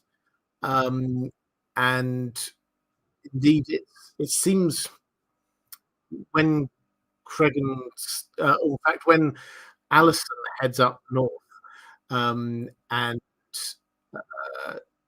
they are looking for potential matches for the Starks marrying people down south, and then she has to say, we do have some worshippers of the old gods down south of the Neck as well, you know, like House Blackwood, etc.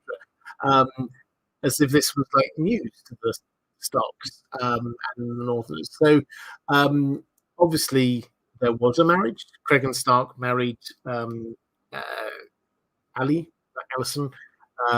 Blackwood, but so I think, yes, if they thought about them, they would go, oh, yep, they're okay. They're one of the better houses from the south. But it's not that there's like a allyship straight away between them. Let's go to a question from Ty Farnsworth. Hey, Robert, my question today is about the political autonomy of the gift. Where did these individuals come from prior to the area becoming the gift? How do things like their very small economy and defense of the area work in the north and the Night's Watch? Interesting question. So, the gift, the original gift was this band just below the wall. And so this was created, it was called Brandon's Gift. So this was Brennan the Builder, who, when the wall was set up, the Night's Watch was set up, the idea you have to somehow support the Night's Watch. This was clever. This was sensible, of course. You have to actually, if you're creating a new massive army, you have to be able to feed them some. If you want them to be facing the north and not worrying about what happens behind them in the south, you have to set up some way that they can be provisioned and basically have food. So the cunning plan was they took that first chunk of land, and all of there were no big castles in it, but all of the small homesteads, villages, and farms, they then, rather than providing their tithe, their putting money that goes in the feudal system, everything goes upwards. The people on the basic, they're farming the land, they have to pay some money up to the local landowner, basically. And it might be money, or it might be a percentage of their crops or their goods or something like that. And then that all sort of feeds its way up the food chain to their lord, then their lord, and then all the way up to the king. That's the way the system worked. But in the gift, rather than going through that and handing it to their local lord, those people would be supporting the wall. Now, it might be that they're providing them with food. It might be that they're blacksmiths, say, and they can help provide horseshoes. I don't know. Whatever it is that the people who lived in that land, they would support it. Now, the second gift, the new gift, is the next chunk of land down below that. And that was given, basically by Charis and Allison. It was on their prompt that the Starks gave that land. When we say they gave that land, they took that land away primarily from the Umbers, who came out very poorly from this. And that land had previously been supporting House Umber, but instead, all those people, those farms, villages, homesteads, whatever, they got told from now on, when you're giving up your percentage of your farm produce, whatever it is, you're not sending it to the last half, you're sending it to Castle Black. So that was the way that system very broadly worked. And the idea was that in terms of defense, then they shouldn't be attacked from the south, because it was all nice and civilized, and the wall and the Night's Watch were guarding them from attack from the north, so they should be absolute. The problem came when the Night's Watch reduced in number quite significantly. So they used to have 17 castles full of people. That by the time we get to the current story, they're down to 3. Even at the time they were at, when Aegon's invasion happened, I think they had 10,000 members of the Night's Watch. It was still a significant enough army going on up there. By the time we get to the Song of Ice and Fire, they're down to a few hundred. And so the dwindling over time was huge. And what that meant was that there were stretches of the wall, literally hundreds of miles of wall, that were not even being watched. The Night's Watch they were nowhere near them. They could not man the entire wall. So there was like huge stretches of it where the wildlings could, as we saw, John and Cole climbed over, they could just climb over the wall. Or they could, right at the western end, there's a massive ravine, just walk down the ravine and end up south of the wall. Or they could go to the eastern end to East Watch, and they could get on a little boat and then just go around. And they then took to quite easily and regularly raiding those lands in the gift, because they didn't have any castles there. They were just there to be supporting themselves and the Night's Watch. And so as those attacks carried on and the Night's Watch were unable to stop them, the Night's Watch got less and less food and supplies, and the the site, they were then less able to be supporting the defending the gift. So it was just a vicious cycle that went on and on. Let's go to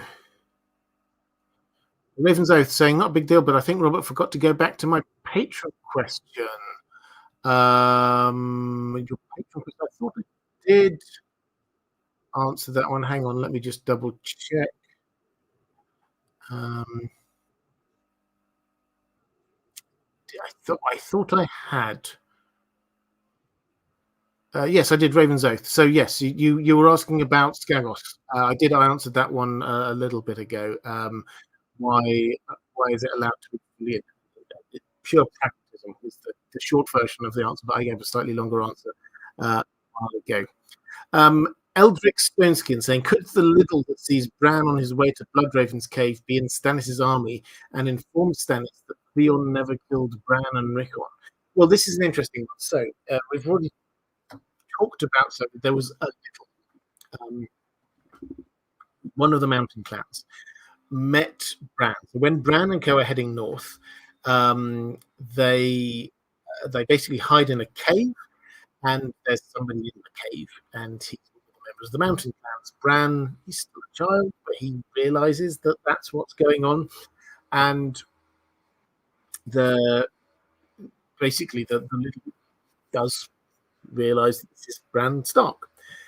And so what does he do with this information? Well, we have to go with the assumption that he sort of told the rest of his clan. And the intriguing thing is that, as far as we can tell, they decided not to tell Stannis. So they didn't tell Stannis that Bran is still alive. What does that tell us? Well, I think it tells us that they are there for House Stark, they're not there for Stannis. Because I think it must have been, if Stannis learns that there's another Stark out there, maybe it'll distract him from what he's about to do right now, which is attack the Boltons. And that's the key thing that has to happen. The Boltons, we have to get rid of the Boltons. The short version of it, could he be in Stannis' army? Yes, definitely. Could he inform Stannis? Well, if he was going to, you thought he'd have done it already, and he hasn't. So you have to ask why.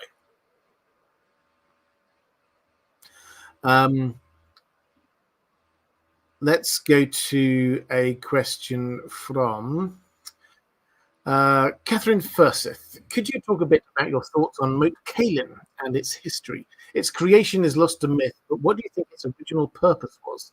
We often talk about it in terms of defending the north from enemies from the south, which it does. But do you think it's possible that it also played or will play a role in the Long Night, defending or stopping the others? It had, after all, a black stone wall structure and a connection to the children of the forest. Yes, and Moat Cailin, remember, is the castle which sits beside the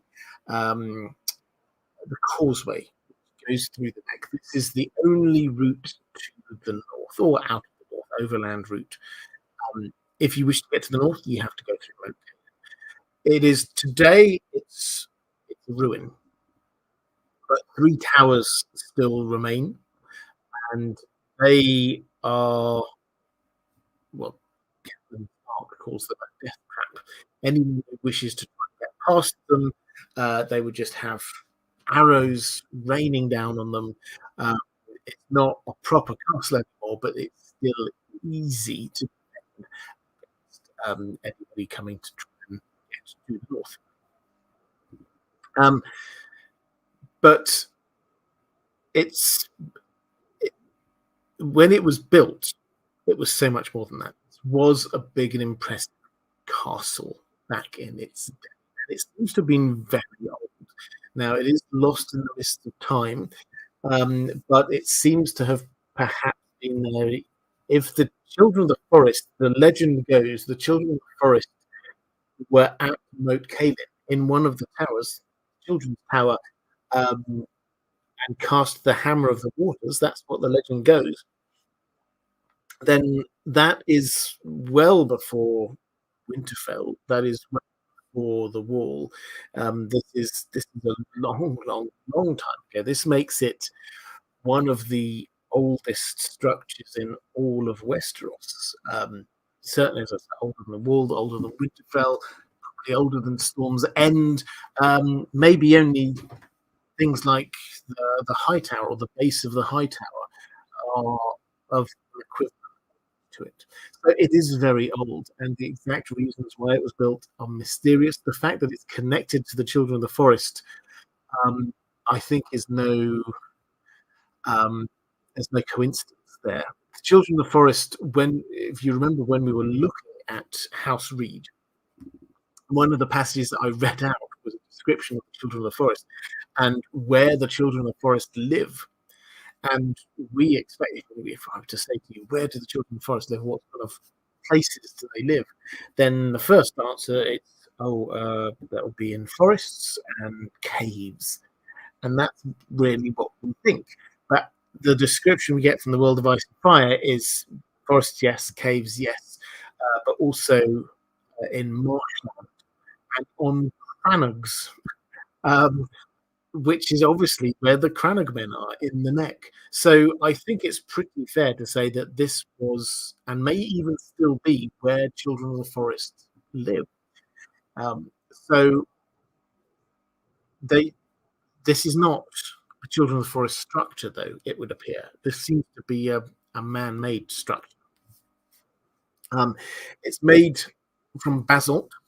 So I think that it's probably worth, I'm not going to go into the complete differences between the blackstones. We sometimes conflate blackstone in the World of Ice and Fire as it's all the same thing. It's not. There are clearly different types of blackstone.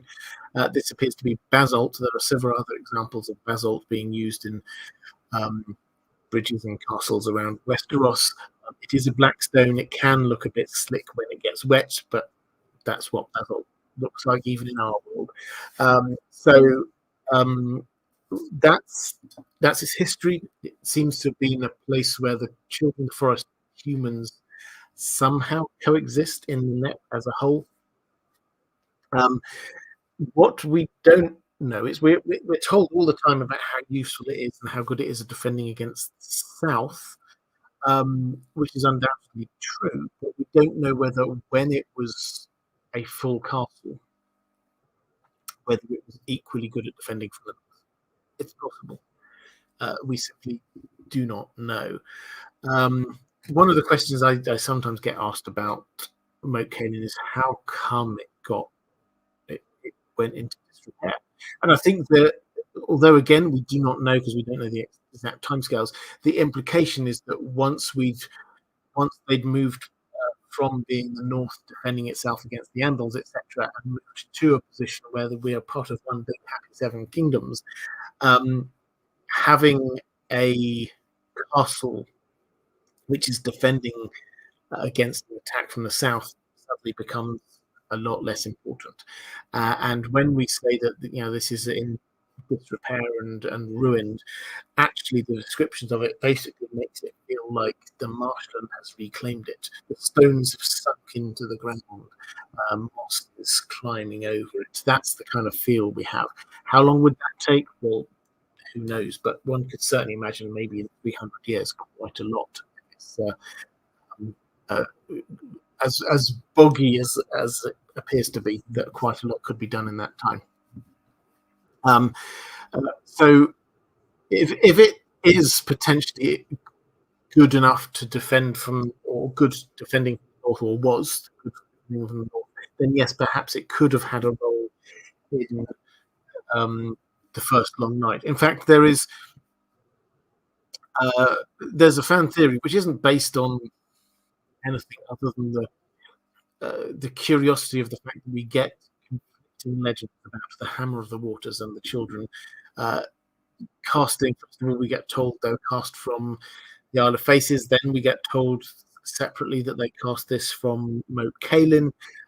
We get told that this was to be sundering the land bridge between Westeros and Essos, which it did, creating the stepstones. And then secondly, we get this legend of attempting to sunder the north from the rest of the Seven Kingdoms, which created this sort of, it wasn't as successful, and they created this kind of like marshland. Now, the fan theory goes that perhaps that second attempt was an attempt to not to cut off humans from getting to them, but to cut off the others from getting to the south, because there's quite a lot of evidence that the others can't cross over running water. So if they could chop the continent in half, that would help. Once they tried it and couldn't quite succeed, just creating this kind of marshland, then perhaps that's when they decided to be building a castle across the causeway that went through it. So that it all stacks up, but we don't know. And will it have a role to play in going forward? In terms of defending it, I think not, because now it is defensive, looking south. Darius Hutchinson saying, will Fagon's Golden Company attack King's Landing? The Golden Company gold battle. Yeah, I mean, we're trying to talk about the north at the moment, perhaps to quickly pick up on that one. Certainly, Fagon will be moving towards King's Landing. Whether he has to attack it or not, I think, is a different matter. The political situation in King's Landing will be fascinating, because Cersei is going to be getting revenge for what happened to Kevin Lannister. That will lead almost certainly to some big event, maybe that or something slightly different to what happened on the TV show with the blowing up of Great Sept. And as a result, the people who already don't like Cersei all that much will completely turn against her. And so Fagon might actually be welcomed with open arms. So whether there's actually a battle, I think that's the issue.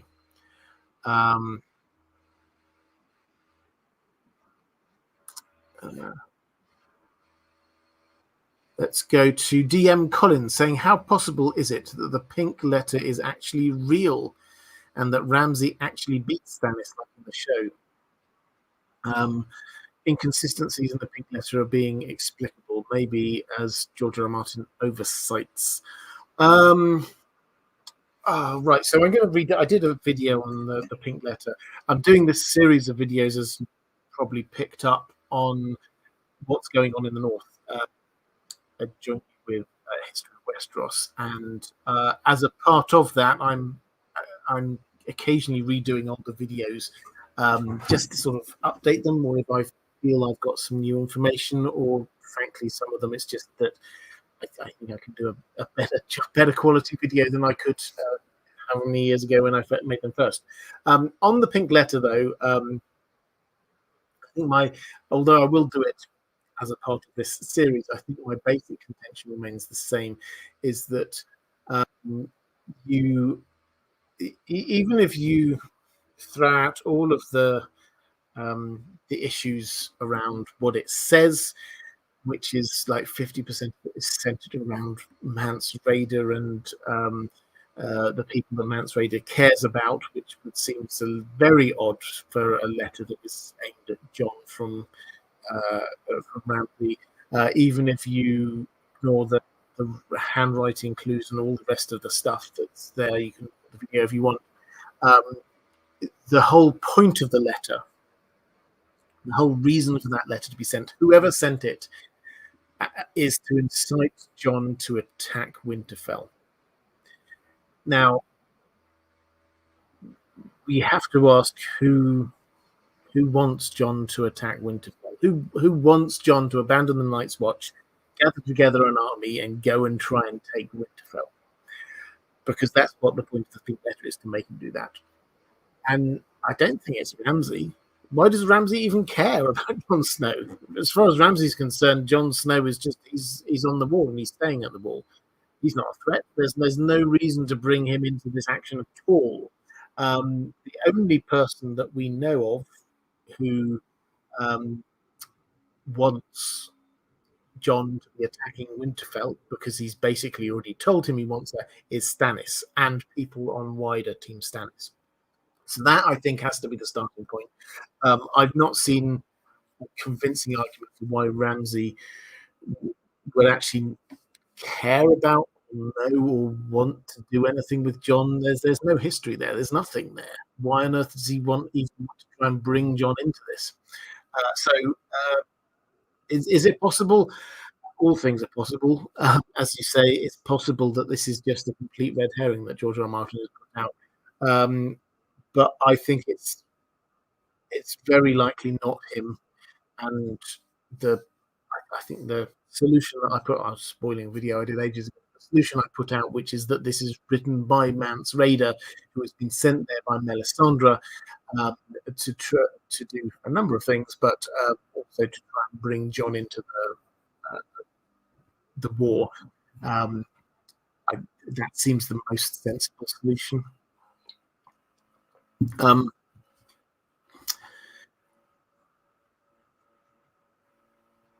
Andrew K saying, personally, I don't really buy the 2 Hammer of the Waters attempts. I suspect 1 cataclysmic action with far-reaching collateral damage, including the neck. Yeah, that's the working assumption that I think most people have, is that it was just one thing. But if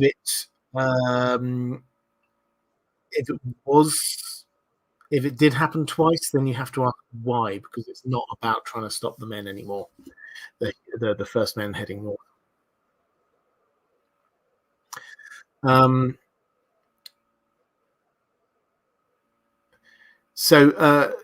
Stannis thing, people are talking about the pink letter now. The Stannis thing, could Stannis do it? It's not Stannis' style personally to be deceptively writing as somebody else in order to try trick somebody into doing a thing that he wants them to do. That's not Stannis. Stannis is the most straightforward person ever. He'll tell you to your face what he wants, and then you do it or you don't do it, and he will respect what you do and then take action accordingly. He's not the manipulative type. He's not the person to think, what should I do? How do I get John to come and join this? I know what. I will steal some pink wax I discover. I will send a letter pretending to be from this person, which is going to be deliberately trying to taunt John. No, that's not how stuff works. It is how Melisandre works. She is manipulative. She works behind the scenes. She tries to push people to do things that she wants them to do. And we know that she sent somebody down to Winterfell, but we haven't been told the entire reason for it. So that has to be my starting point. Is that she's there on Team Stannis, wanting the thing that Stannis wants, and she's willing to be manipulative. Darius Hutchinson, thoughts of a second Field of Fire between Fagon's Gold Company and Danny's Unsullied, 2 powerful forces ending the final Blackfire Rebellion. It's possible. So this is down south. What happens? We're talking about what happens in the Dream of Spring now, so which is a long way into the future. But would Dany, with her dragons, attack Fagon's Golden Company and destroy them? Possibly. The thing is, though, that you have to. There's the whole human interaction first, in that she has spent her entire life since Viserys has gone, convinced that she is the last Targaryen, and she is the person who is going to claim her inheritance. And then suddenly she's going to be told by Tyrion first, and then she will discover for herself that there's this guy who is claiming to be Aegon, being the oldest son of Rhaegar, her older brother. So, which would theoretically put him before her in the line of succession. It gets a bit complicated, so yes, there's some caveats to that. But what does she do there? She is on the lookout, even though she doesn't know exactly how or what or why. She is thinking that people who ride these other two dragons, they are going to be the people I trust. They're the only people I'm going to be able to trust, and which may or may not be a sensible attitude to take into this, but that's another issue. So I think her first instinct is not going to be immediately to attack; it's to actually try and talk to him. So that's the tweet, is that on the TV show, this was always going to be a confrontation between her and Cersei. Cersei's probably not going to be in King's Landing. It's probably going to be fake.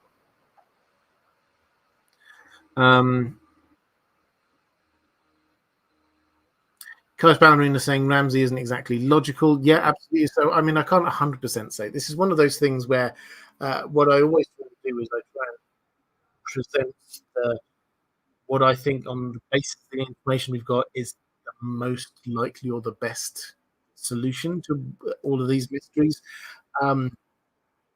But we can't be 100% sure on any of them. This one, I wouldn't want to put a percentage to it. This one seems very likely. But if it turns out to be Ramsay and there's a good reason for it, fine. I will happily accept that. Flopsy B, oh hi there, saying, long since I caught you live, enjoying the streams all the same. The question is Howland Reed the Tom Bombadil of A Song of Ice and Fire, or more an agent of the trees? Yeah, he's more an agent of the trees. Tom Bombadil is he's the oldest. He's there. He's an expression of many, many things. Middle Earth itself. He's hugely magical, powerful, but different and other. Howland Reed is magical. Howland Reed knows a huge amount, but he is an agent of, as you say. So yes, he's not Tom Bombadil.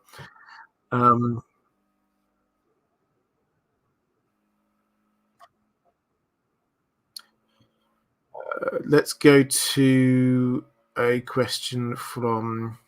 Oh, let's talk about the Great Northern Conspiracy. Yeah, so here we go. I've got a few questions, so we'll work our way through this. What we've done so far through this is try and understand a little bit about the situation of all of these different houses in the north. Now, for those who don't know what I'm talking about when I talk about the Great Northern Conspiracy or the Grand Northern Conspiracy, it has various different ways. This is something that I don't know who first came up with this thought, but this has been in the mind of the fandom, the Ice and Fire fandom, for a long time. First surfacing on message boards and the like, and people have noticed a lot of things.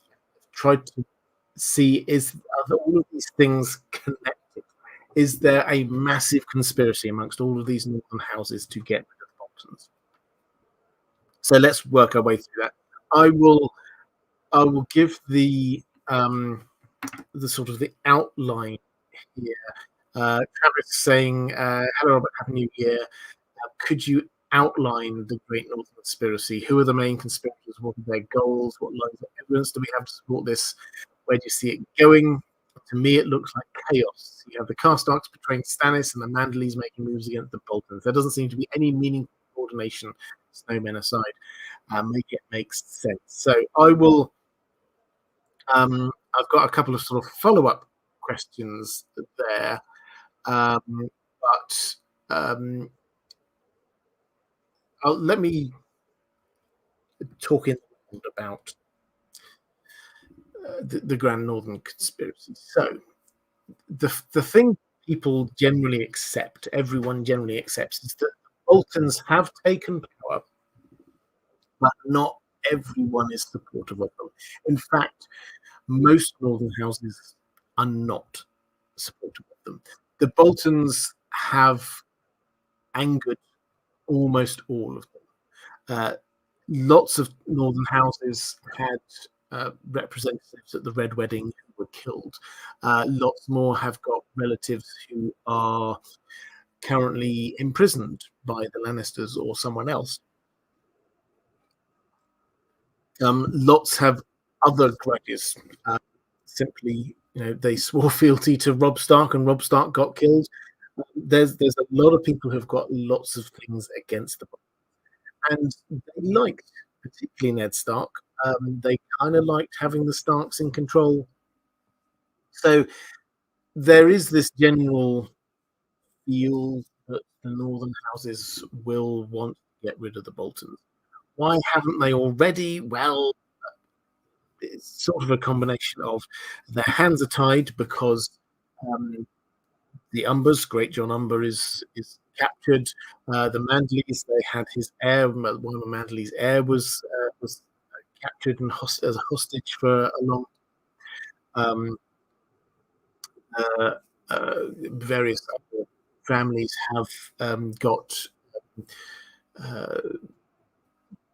people who were at Winterfell who have been captured by the Dread Fort, or the simple fact that most Roose Bolton's rise to power came through making sure that the other houses' armies were largely destroyed. I've mentioned this a few times, but it really is the genius behind Ramsay's betrayal. We sort of pin the blame on the phrase a lot, rightly. It was Roose Bolton who managed to get them into the position where they could do this. By which I mean, we have the first battle against Tywin Lannister, the Battle of the Green Fork. Roose Bolton is in charge of the large bulk of the northern forces. Tywin sort of wins, but Roose manages to sort of retreat in an orderly fashion, so it ends up effectively as a draw.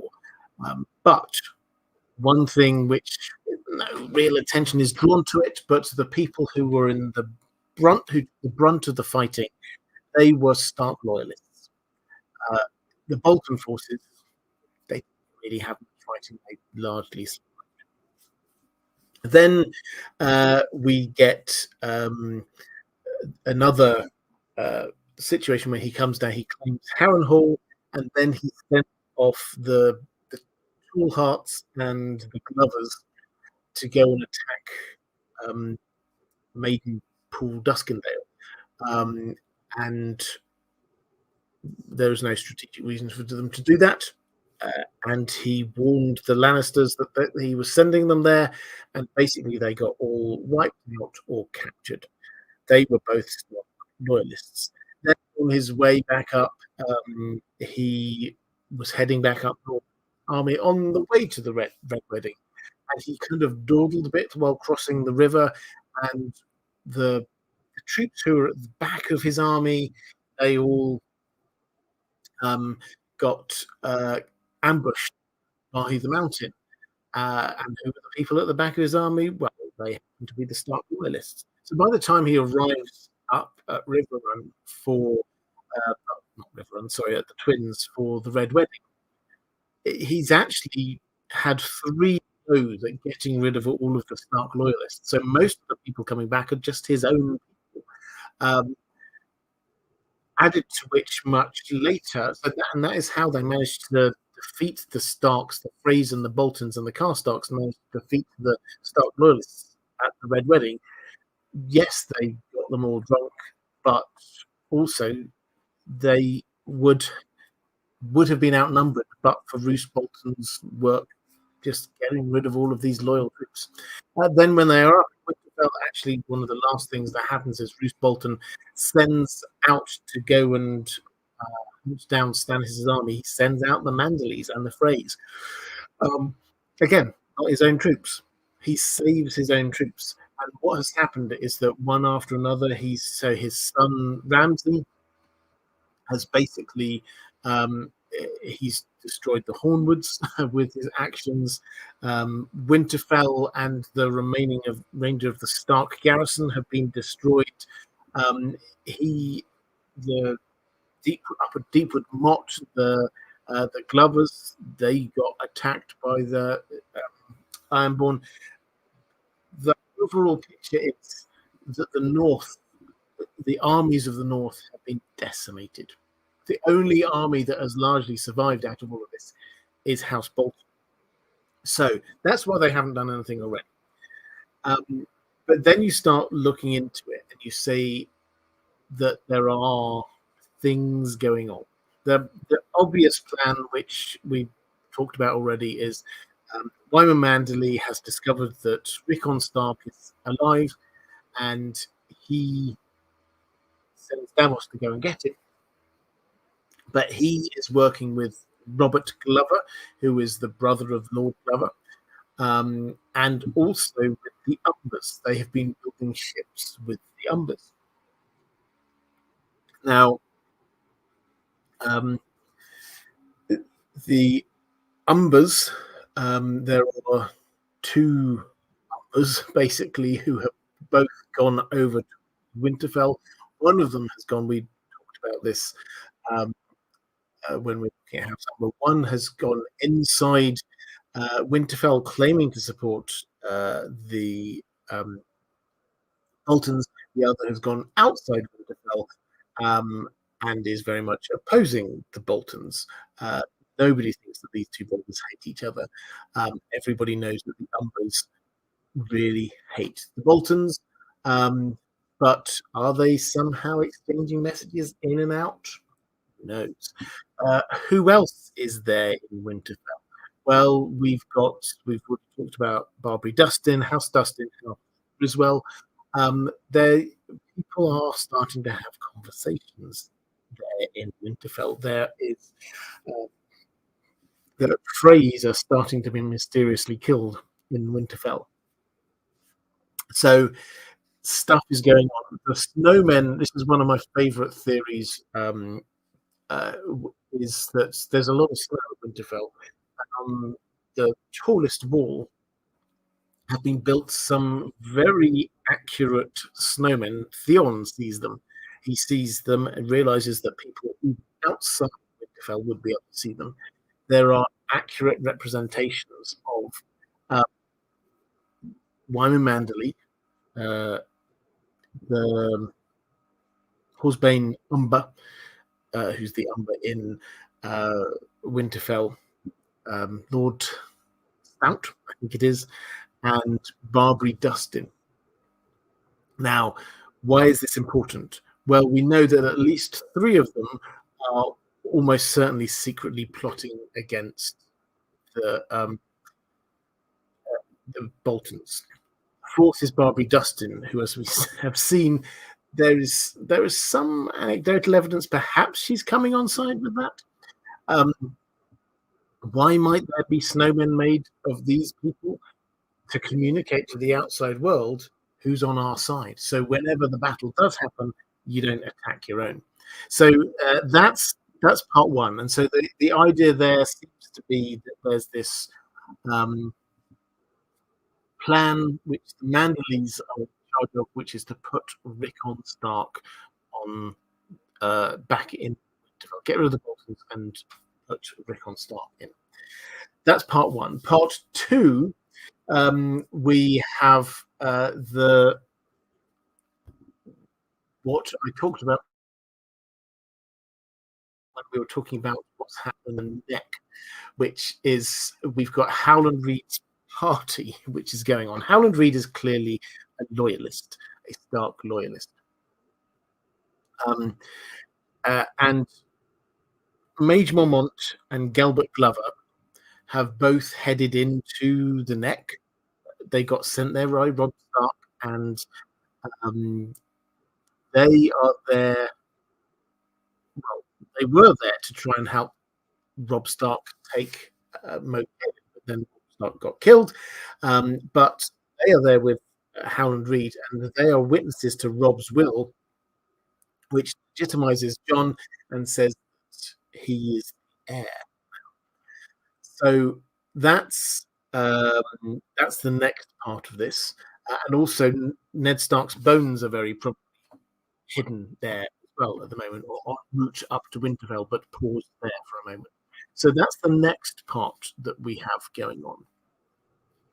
We then thirdly have a very complex set of set of people going on down in the Riverlands. The Riverlands is a very complex area in terms of what's happening.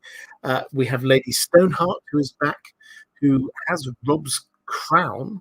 We got to her through quite a circuitous route, and they are seeking for Arya. They know Arya is alive, so this is another Stark who is potentially being put up as a Stark who should inherit.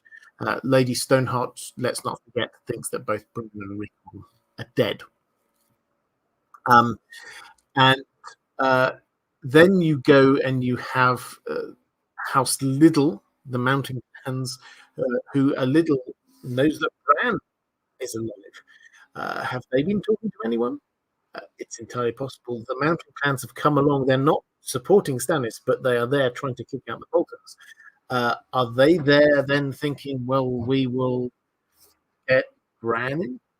So the Grand Northern Conspiracy as a whole is an attempt to say, does all this tie together?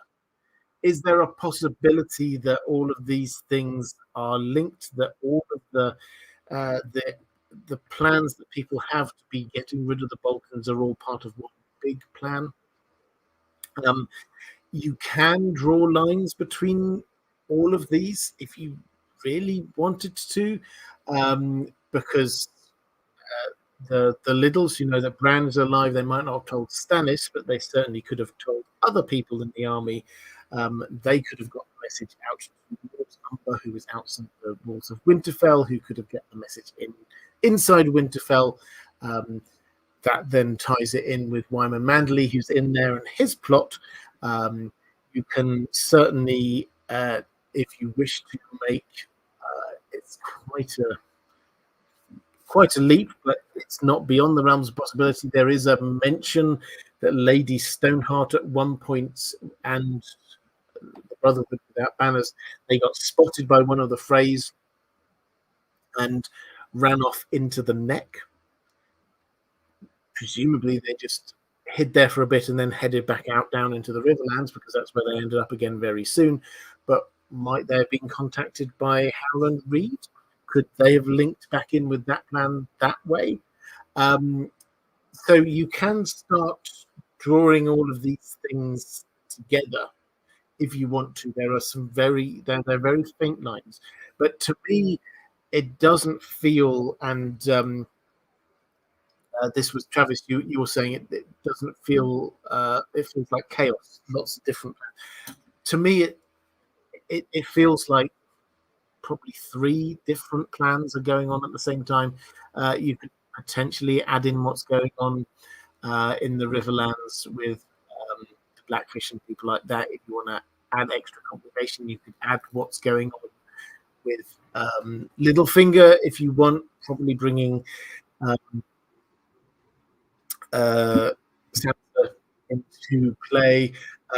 You could add in what's going on with Melisandre's plans to be sort of bringing Jon into play. So there are lots of extra things that you can add in along the side. But basically, you have what I talked about when I talked about Rob's will, which is a Stark succession crisis.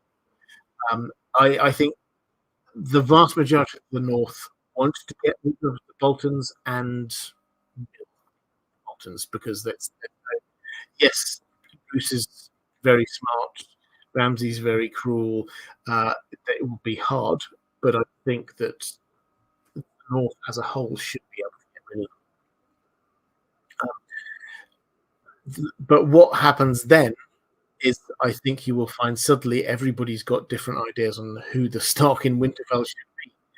We'll have Rickon brought in. Maybe he won't survive long in the story, but long enough to have an impact. Liddles at some point will say Bran is still alive, in which case some people go, oh, well, he surely should be there. There's a question of Jon, if he's legitimized, which he has been by Rob, is he going to be told? Is someone going to tell him that he's been legitimized? Is someone going to tell him that Rob has made him his heir? If so, then that adds another person, and there will definitely be people trying to get behind him. Certainly, Stannis and Melisandre and people like that will be getting behind John. Lady Stoneheart is most certainly, she didn't want, when she was alive as Catelyn, she argued with Rob about John, and she said, "But Arya is still alive," and Rob said, "I don't think she is." And so, as far as she's concerned, she will be thinking, well, she is alive because we've now just had fresh intelligence about the fact that she's alive. We know where she was, and this invalidates that will. So I think we don't have a grand northern conspiracy per se. We have lots of grand northern conspiracies, and one they've all got part one the same, get rid of the Boltons, but part two is different, which is who you put on the throne afterwards. And linked to this, Matthew Hawkins says, "Good evening, Robert. Do you think Robert Glover is the link man in the Great Northern Conspiracy? I feel he has more about him than just being Wyman Manley's assistant." I understand why you think that. Robert Glover had a quite a hard route getting his way back up to the to White Harbour, and if he's the link man, you have to ask, how is he linked to everyone else? Now, communication is an issue. Wyman Manley has said he doesn't trust ravens, which seems to imply that he wouldn't want Robert Glover, who is staying in his house, to be sending a raven as well. And Robert Glover seems surprised, happily surprised, when he gets news from Davos that Stannis has retaken Deepwood Motte. Deepwood Motte is Robert Glover's family home. If he had been in communication with the rest of his family, he would have known that already. So I think it's fair to say that he is currently operating in a vacuum of silence around him. He knows what's going on with Manderley. He is playing point man on that. I don't think he doesn't see himself as Manderley's assistant. But also, I don't think that he is coordinating for everybody what the plan is. If anyone's doing the coordinating, I think actually Wyman Manderley is. I think that he went from where he was in his home base to Winterfell, and he's basically been leading the gossiping and trying to talk to other people. He's pulled the Umbers on side. I'm sure that he's been in contact with them. They've been building a navy together. Then he's been talking to Barbary Dustin. So I think he is the person who's been pulling together as much as has been pulled together.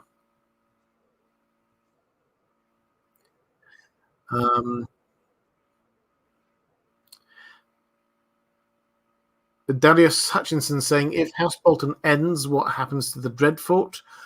I mean, it's a good question. I think, well, to start with, it gets emptied of the prisoners because all of the Stark retainers, people who were in Winterfell, got dragged down there. So that's the first thing.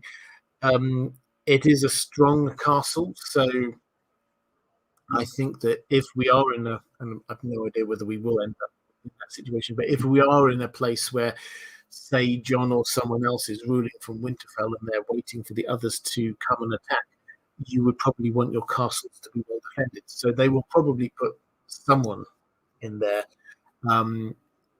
who I don't know. Let's have a quick flick through the chat, see what people. I was talking for a while about the Northern Conspiracy, and just see if we've got any thoughts on this in the chat. Nick saying, even if John is told he is Rob's heir, would being legitimized like that be enough to let him forsake his watch vows? I feel like being legitimized wouldn't matter to those in the watch. Well, I mean, this is interesting because pretty much the last thing he did was break Night's Watch vows. He got the pink letter in the books. He got the pink letter. He reads it. He gets angry. He says, "Right, that's it. I'm leaving. I'm quitting the wall. I'm heading south. I'm going to Winterfell." Um, that is why he got stabbed and killed, because he gave up on his Night's Watch vows. So if he's told that he's legitimized, I don't think it makes much difference. I think from his perspective, what will happen is that he quit the Night's Watch, then he got killed, ending sort of fulfilling technically his until the day I die oath, and then he got legitimized, and which freed him from his vows. 3 times over, he would be freed from his Night's Watch vows, I think. So I think his conscience will be clean on that. Andrew K saying Cat was clinging on to any possibility to overlook John, even desperately citing some distant cousins in the Vale as an alternative. Yes, she didn't even really know who they were. She just knew that there were some cousins somewhere in the Vale. So she doesn't want John inheriting. The intriguing, the sort of when I was talking about possible links you could get is that what if, and we've no evidence that this happened at all, but it's possible. What if when she went into the net, she met Howland Reed, and what if Howland Reed told her, if they said, "Oh, Rob's dead," and Howland says, "I know, and I know because Maid Mormont, Gilbert Glover, told me what was in his will, that John is now he's now being legitimized. He's going to be Lord of Winterfell." And she says, "Well, that doesn't matter because that's all on the basis of Arya being dead. Rob thought Arya was dead, so Arya should be rather than that, and he's not Ned's, and how Hillary says, yeah, but this isn't on the basis of that. He's not actually Ned's son at all." It's possible, but I think he's going to keep Howland will keep his secrets for a while longer. I think that's. I think Lady Stoneheart is not going to be easily persuaded to give up on her own child being Lord of Winterfell. James Boris saying, "I think most of the northern families will take any Stark at the point we start the Winds yet." That's true, but I think the thing is they will be given a choice of Starks. And Charis Ballerina asking, "How do I feel about Lady Gwyn's theory that the ghost in Winterfell is Harwin, son of Howland, and Theon thinks he's an actual ghost?" Well, Lady Gwyn, Lady Gwyn, friend of the channel, has been on the channel a few times and has many excellent theories. So, the ghost in Winterfell, for those who don't know, so Theon, in these chapters, Winterfell is blizzard-like conditions. He can see 2-3 feet, maybe a meter in front of him, and he's walking around Winterfell outdoors. He sees a hooded man coming towards him. He can barely make out who this person is. He can't really see anything. This person clearly recognizes who he is, and basically says, "Oh, you're the Theo cloak. I should kill you." And then he basically says, "Ramsay's already doing that." And he said, "Okay, I'll leave you to Ramsay," and then go on. And that's it. It's literally 2 paragraphs. This is not a huge thing in the book, but clearly it is somebody. Now, who might it be? Harwin, son of Howland, and Theon thinks he's an actual ghost. Theon doesn't react as if he's seen a ghost, as in like a literal ghost coming to get him. It would be my take. I would love to see Lady Gwyn's behind this. I'm sure there's some excellent. My my favorite guest so far is that this Halison Morgan, the guy who was tasked with bringing Ned's bones back up to where he fell. Partly just because of a character thing. He says the obvious things. This is something Kat notices about him. He just says what he sees, and that's what this character does. He comes up and he just names Theon, just tells him who he is, which is very much like his character. So that opens up a world of possibilities. In that, if he's there, does that mean Ned Stark's bones are then? I don't know. Luna Cascade saying, you think I missed your super chat. Apologies. Here we go. This is picking up for Dan Oates. Asking, if I were a peasant in Westeros, which city would you choose to live in? Well, if I were a noble, I've answered before, it would be Highgarden. If I were a peasant, definitely wouldn't be living in the north. That would be incredibly grim. Up there, where would I live? I mean, it might be somewhere down in the Reach again. I think a peasant. Yeah, somewhere in the Reach, maybe Highgarden again. It just seems like a nice place. There's bountiful food, so you're not going to starve, which is a big issue for most peasants across Westeros. The weather seems pleasantly temperate, and there's all manner of distractions going on. So I think that is, that's where I would be. Let's go to Alison saying, hello, Robert. I've really enjoyed the videos on all the different houses. I'm glad. Now we're at the end of the houses in the north. I want to know which northern house has your favorite sigil and which has your favorite words. So I would love to know in the chat. Let me know. I'll read out some of them. But in terms of my favorite sigil, I think it is in the north.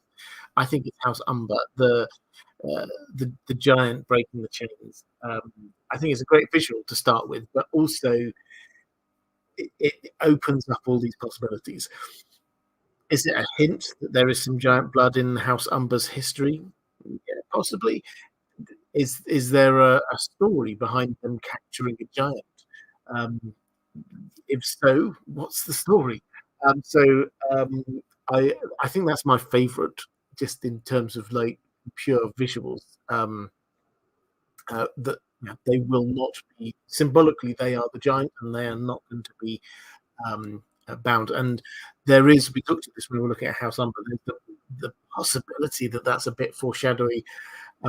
We know how strong Great John Umber is. He is currently in chains. Is there any chance that he will break free from his chains at some point? That would be fantastic to see. In terms of my favorite words, is, I mean, actually, a lot of the houses in the north, we're not told their words. But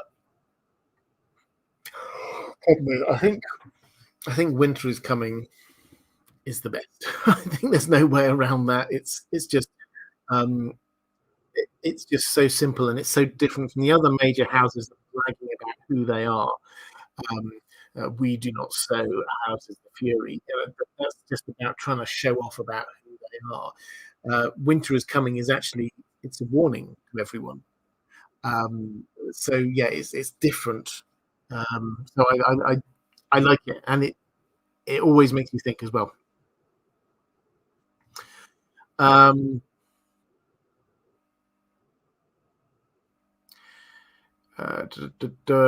Sunspear says Luna Cascade, and Matt Savino suggesting Old Town. Old Town, yes, but I think I would find Old Town. This is if I were a peasant.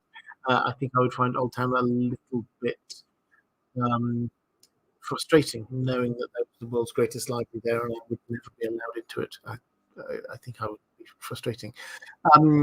Rustler saying Dominic Bolton is, from the little description we have of him, described to be quite a good person. I think if he was alive, he'd be a loyal supporter of Rob and not support his father's scheme. So this was the born son of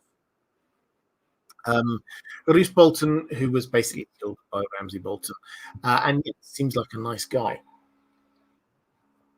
Would he have supported his father's schemes?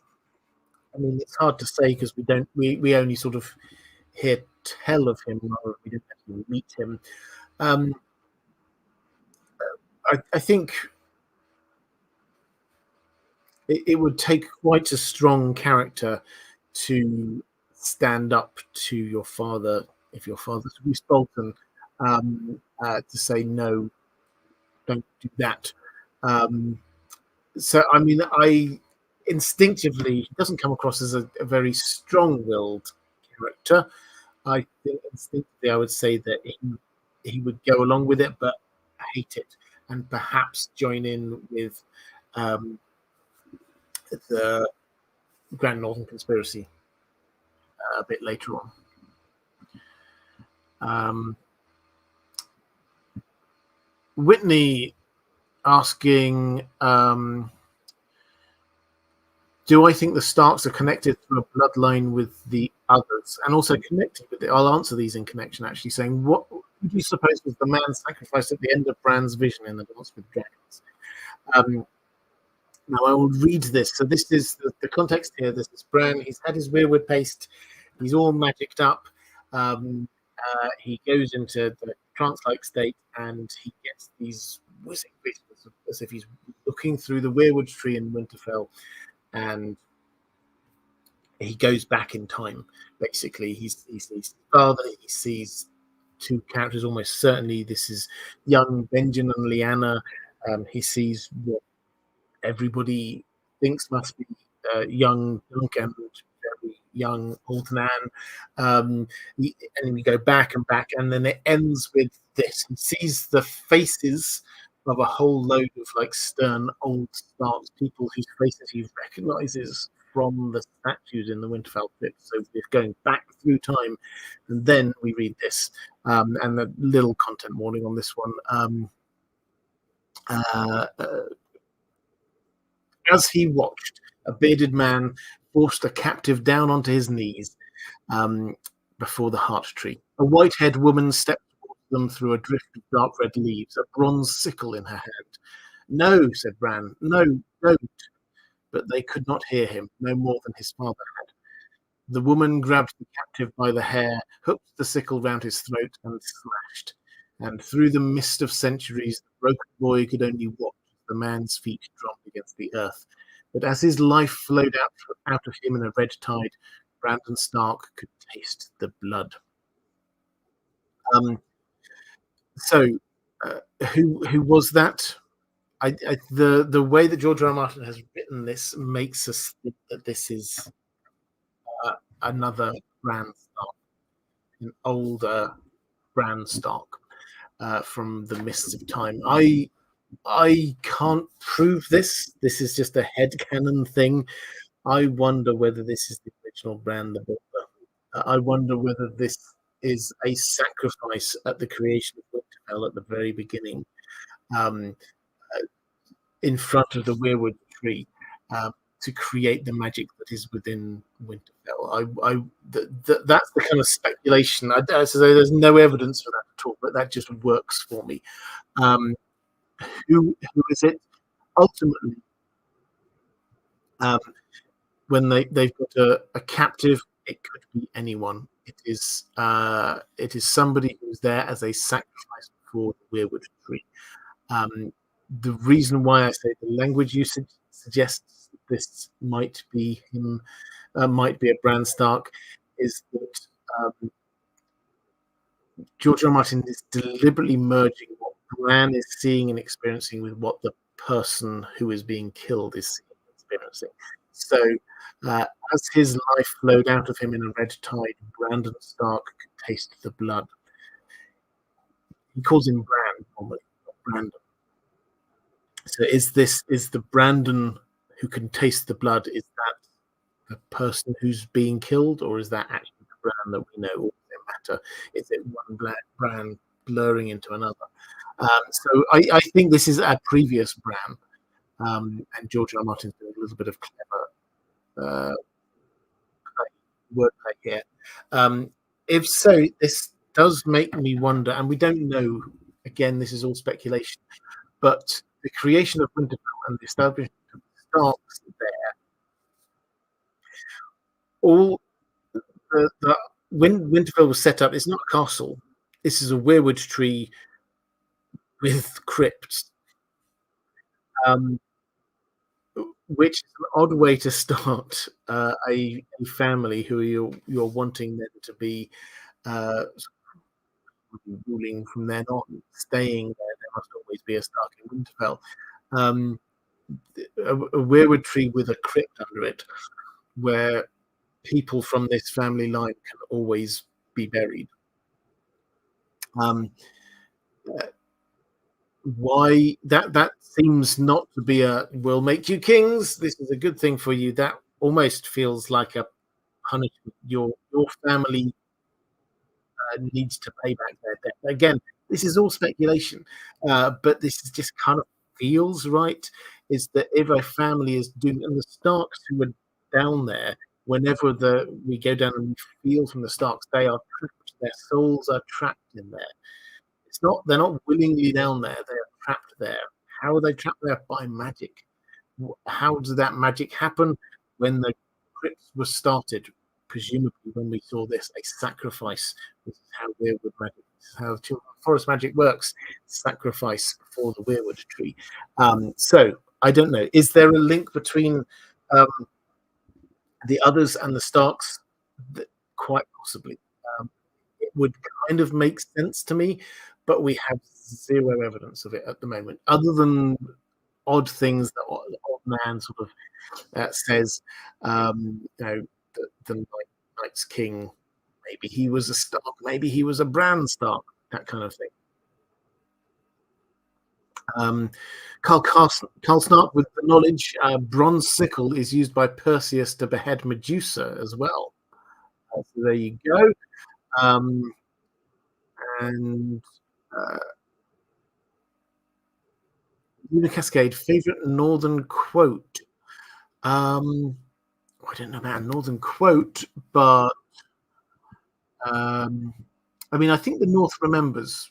I'll say this because I think when I was preparing for this live stream, this is the thing that comes back again and again. People say it, and I think this is just a sort of a little corrective on the way that we often approach it. We often think of this as being that also remembers, but actually they've forgotten. The thing they're supposed to be remembering is about the others or something like that. That may well be true. There may well be that is the point where we got this phrase, and the phrase was passed down because people they wanted generations after them to be remembering these things. But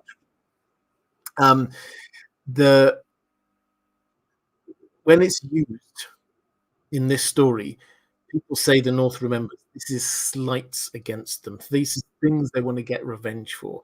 This is Wyman Manderley saying the North remembers about what happened at the Red Wedding, him needing to get revenge. That's what the North remembers to people, is that we're not going to forget. If you hurt us, we are not going to forget. We will come back at you. So that's how it is used. Whatever the original meaning was, that is how it is used in current usage in the North. Sebastian Holden saying Demeric Bolton defied Roose before by seeking Ramsay. I mean, he did. Yeah, that's a fair point.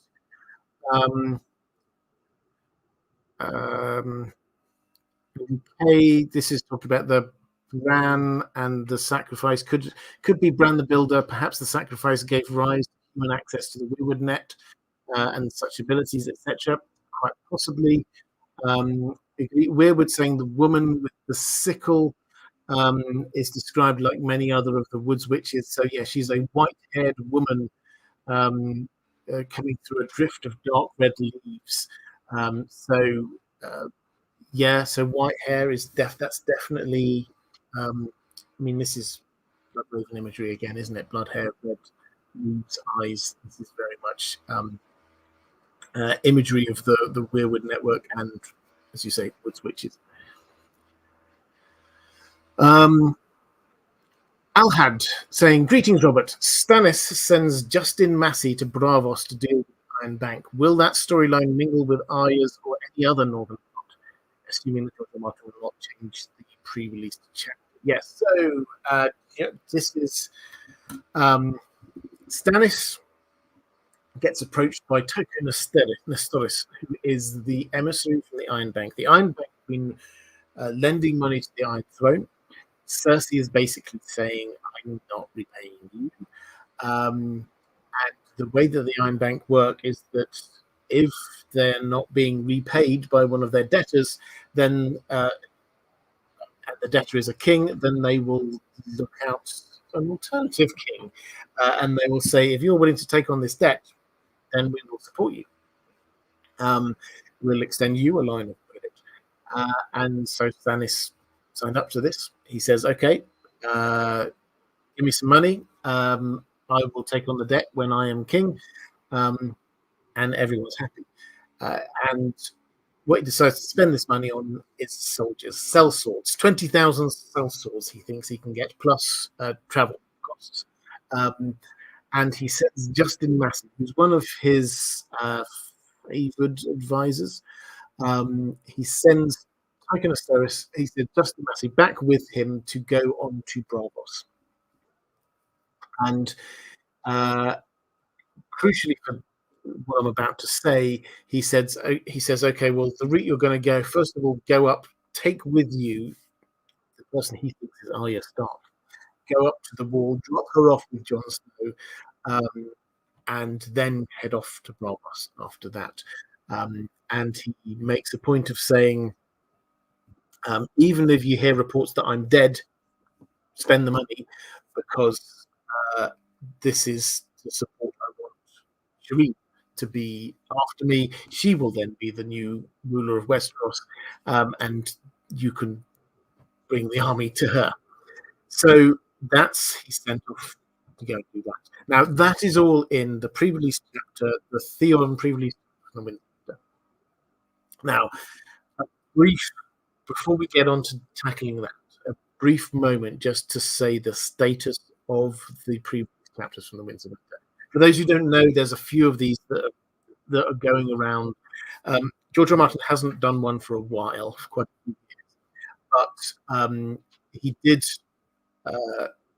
in the early years after he published Dance with Dragons. Then he did a few of these. So he released this chapter. Actually, is with some additions of Dance with Dragons, being like a bonus chapter coming soon. The Winds of Winter is an example chapter. And then some others he read out at conventions. One he published online. So they kind of like filtered out in various ways.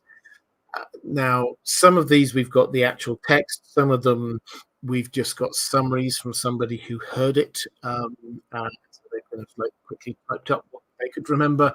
And what George R. R. Martin has said is that these are not, he doesn't use the word, but these are not canon yet.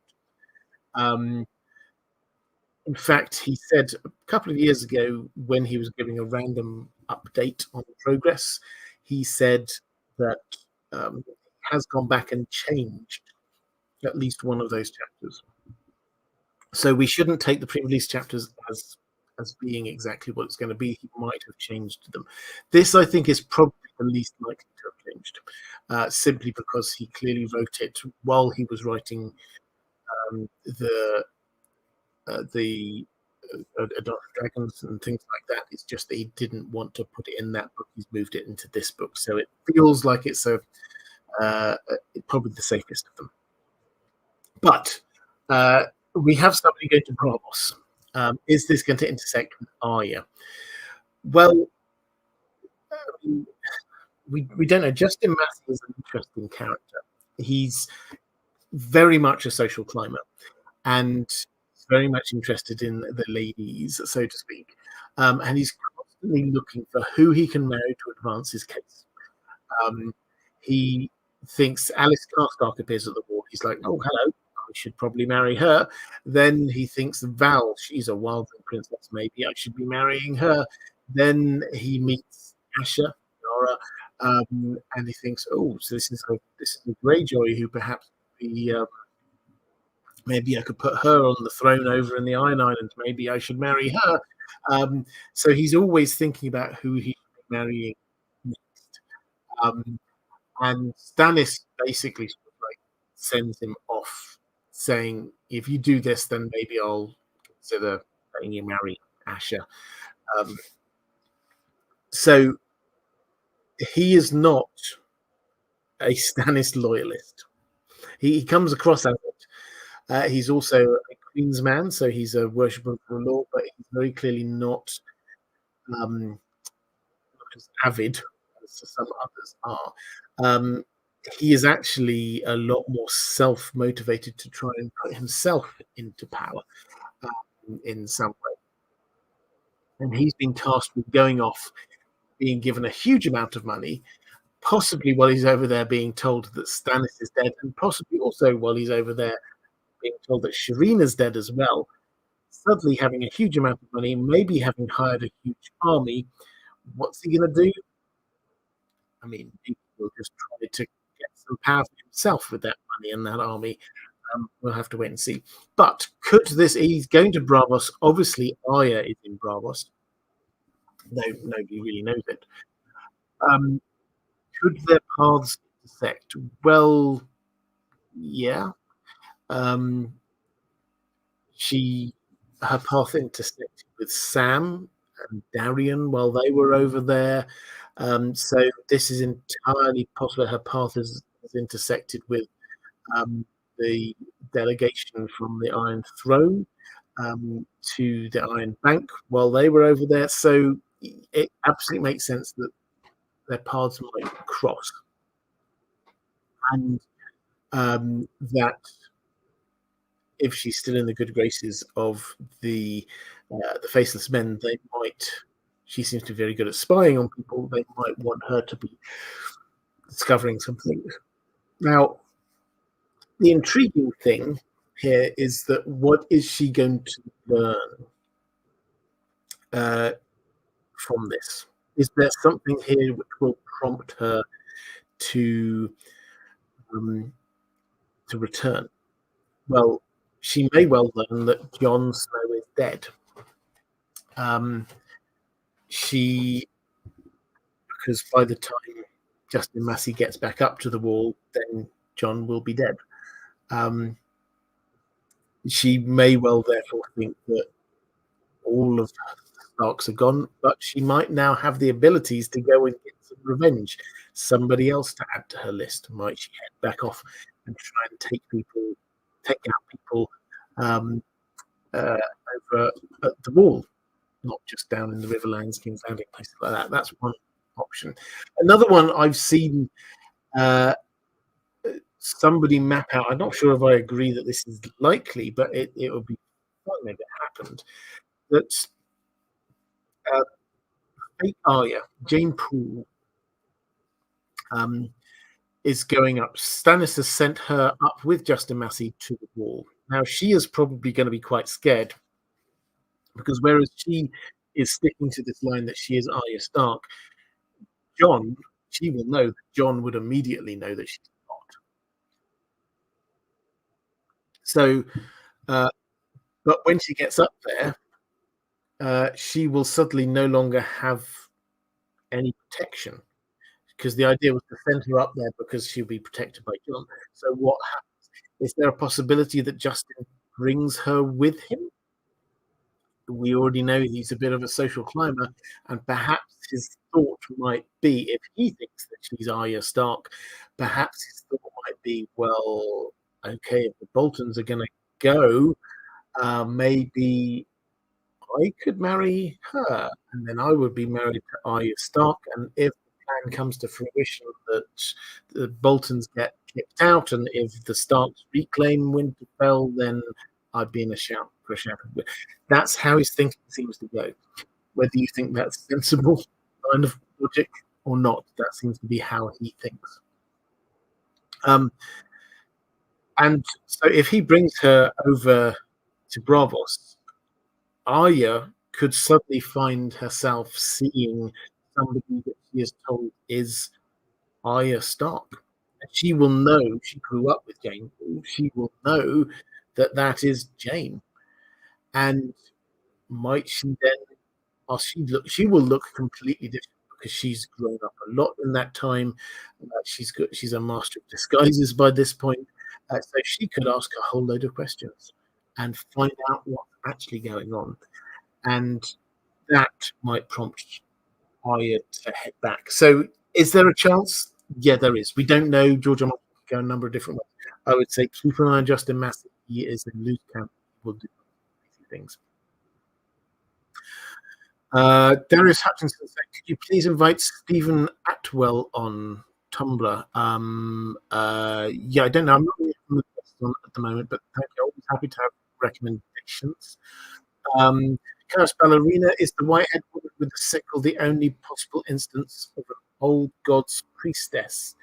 Yeah, so we're not told who this is, or we're just told a white-haired woman, a bronze sickle in her hand. She is clearly performing the sacrifice. So yes, she is an old god's priestess in a way. We don't know the way exactly, but she is certainly performing the sacrifice. I think priestess is probably the wrong word, but this is the only, although we know the sacrifices were made lots, this is the only actual time we see it. Milky Way saying, hello Robert, huge fan of both your channels. Do you think, and this is your first super chat, thank you very much, do you think the fact that Sam killed an other will have an impact on the other's tactics or behavior? Yeah, I think that's interesting. The question is whether they know what happened and why.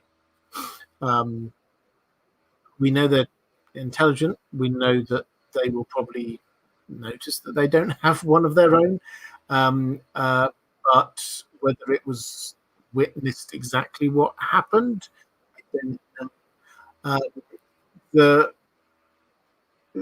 fact is that they probably remember better than the humans what happened and what they are vulnerable to. So I think will it affect that? I think it might make them slightly more wary, but I don't think it's going to change their tactics much because their tactics, whatever their end goal is, which in the books is still not made 100% clear, the tactics are kill people and then turn them into zombies, and the zombies are the first line of attack. The whites. So they are actually generally staying back most of the time. So if in terms of their tactics, they might just say, well, we'll just send the zombie army forward first. Alexandra saying, have the wildlings met any of the children of the forest since they are both north of the wall? Well, we don't have sort of clear records of this. We do know people like Osha, for example, they say that the wildlings exist. They say the children of the forest exist. It's not, it's not a matter of whether they have personally met them or not. They believe and know that they do. So I think the answer is yes, but it's just we don't have records of them.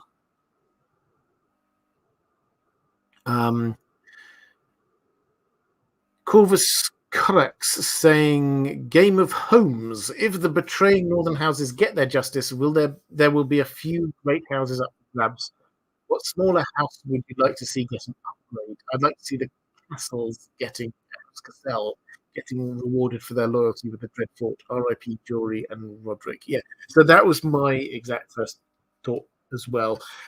If there's one house, when you think about, so you get Martin Castle went with Ned Stark to the Tower of Joy. Roderick So Roderick, we know, incredibly loyal, bit of an old buffer, but very good, loyal servant of the Starks. And Jory was the right-hand man to Ned when he went down to Winterfell. They all had terrible fates, killed basically fighting for the Starks, and they deserve honor as a house.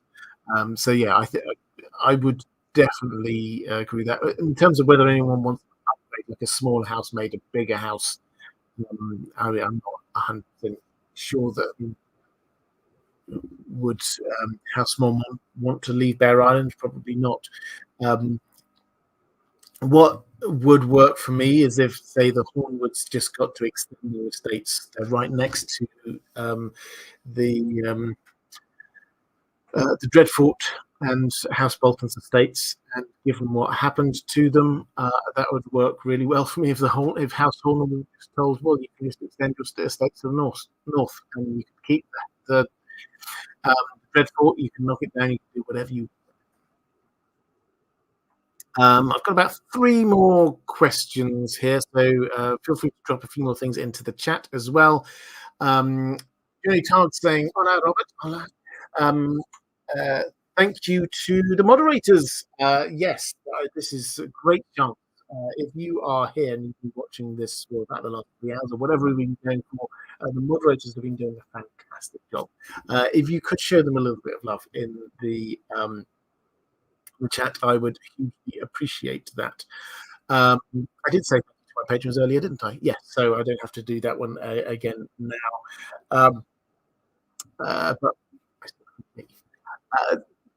anyway, John Togs, do you think at the end of the books the North will be a separate nation from Westeros like it was in the show? And Maura similarly saying, do you think the Seven Kingdoms will stay the Seven Kingdoms, or will the North get to rule themselves as a separate kingdom once again?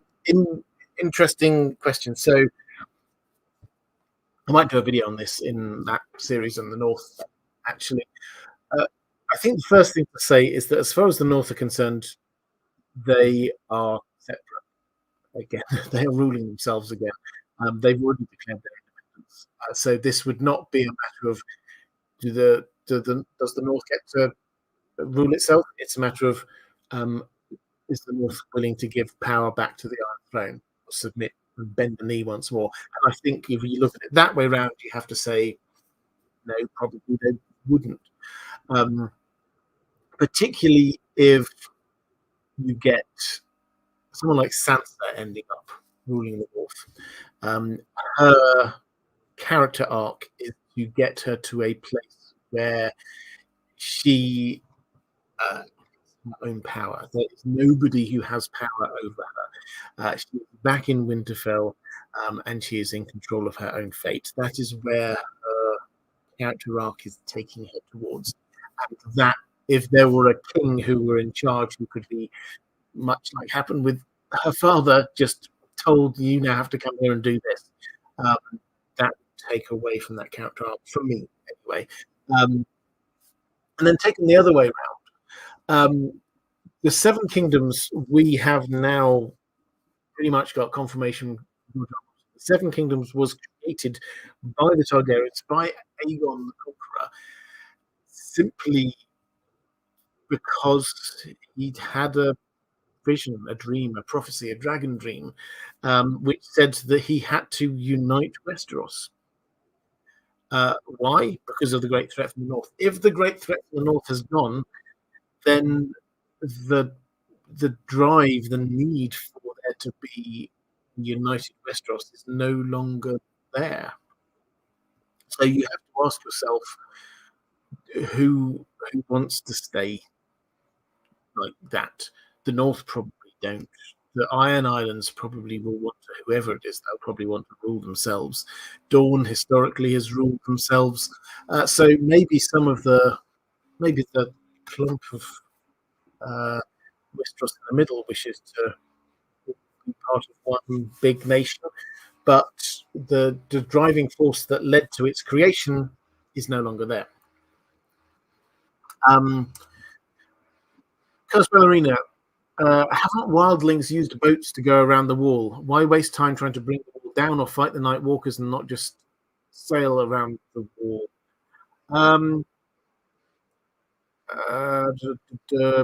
Yes, so in terms of wildlings going to the south, yes, I see that. If they're in small numbers, definitely they could. The problem they've got is they've got 100,000 or more people, a lot of people, and they don't have a massive port. There's just like some small fishing boats, and Eastwatch is right there. It's not that they could do it in secret. This would be a massive operation that would take a huge amount of time, and Eastwatch could, the Night Watch could just fire arrows at those boats, and that would be it. It would be just as dangerous, and it would take them a lot longer. So yeah, I understand the thinking, and if I were Mance Raider, then I would have gone for a lot more of a mixed strategy of getting people south. I'd have sent some people off to the far west to try and walk through that canyon, which takes you down past the west end of the wall, or get some people in boats heading off around the east side of the wall, and I would probably try and get some people climbing over some of the wall as well. So rather than getting everybody just to try to do one thing. So it's a good question. Daniel Wenning saying, hi, Robert, no question, but I did about 35 hours of driving over the course of a couple of days, which is very intense. Listening to pretty much nothing but these streams. It made the drive much more bearable. Thank you. Well, that means a lot. Thank you. I'm so glad I could have been some company to you.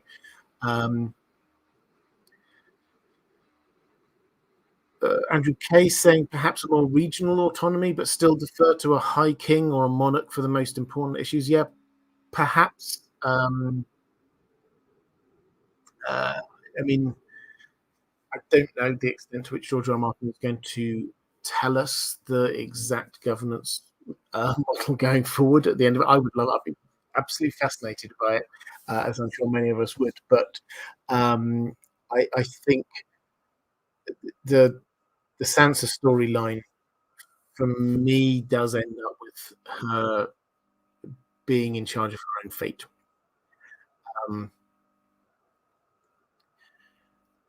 Then last question for my patrons.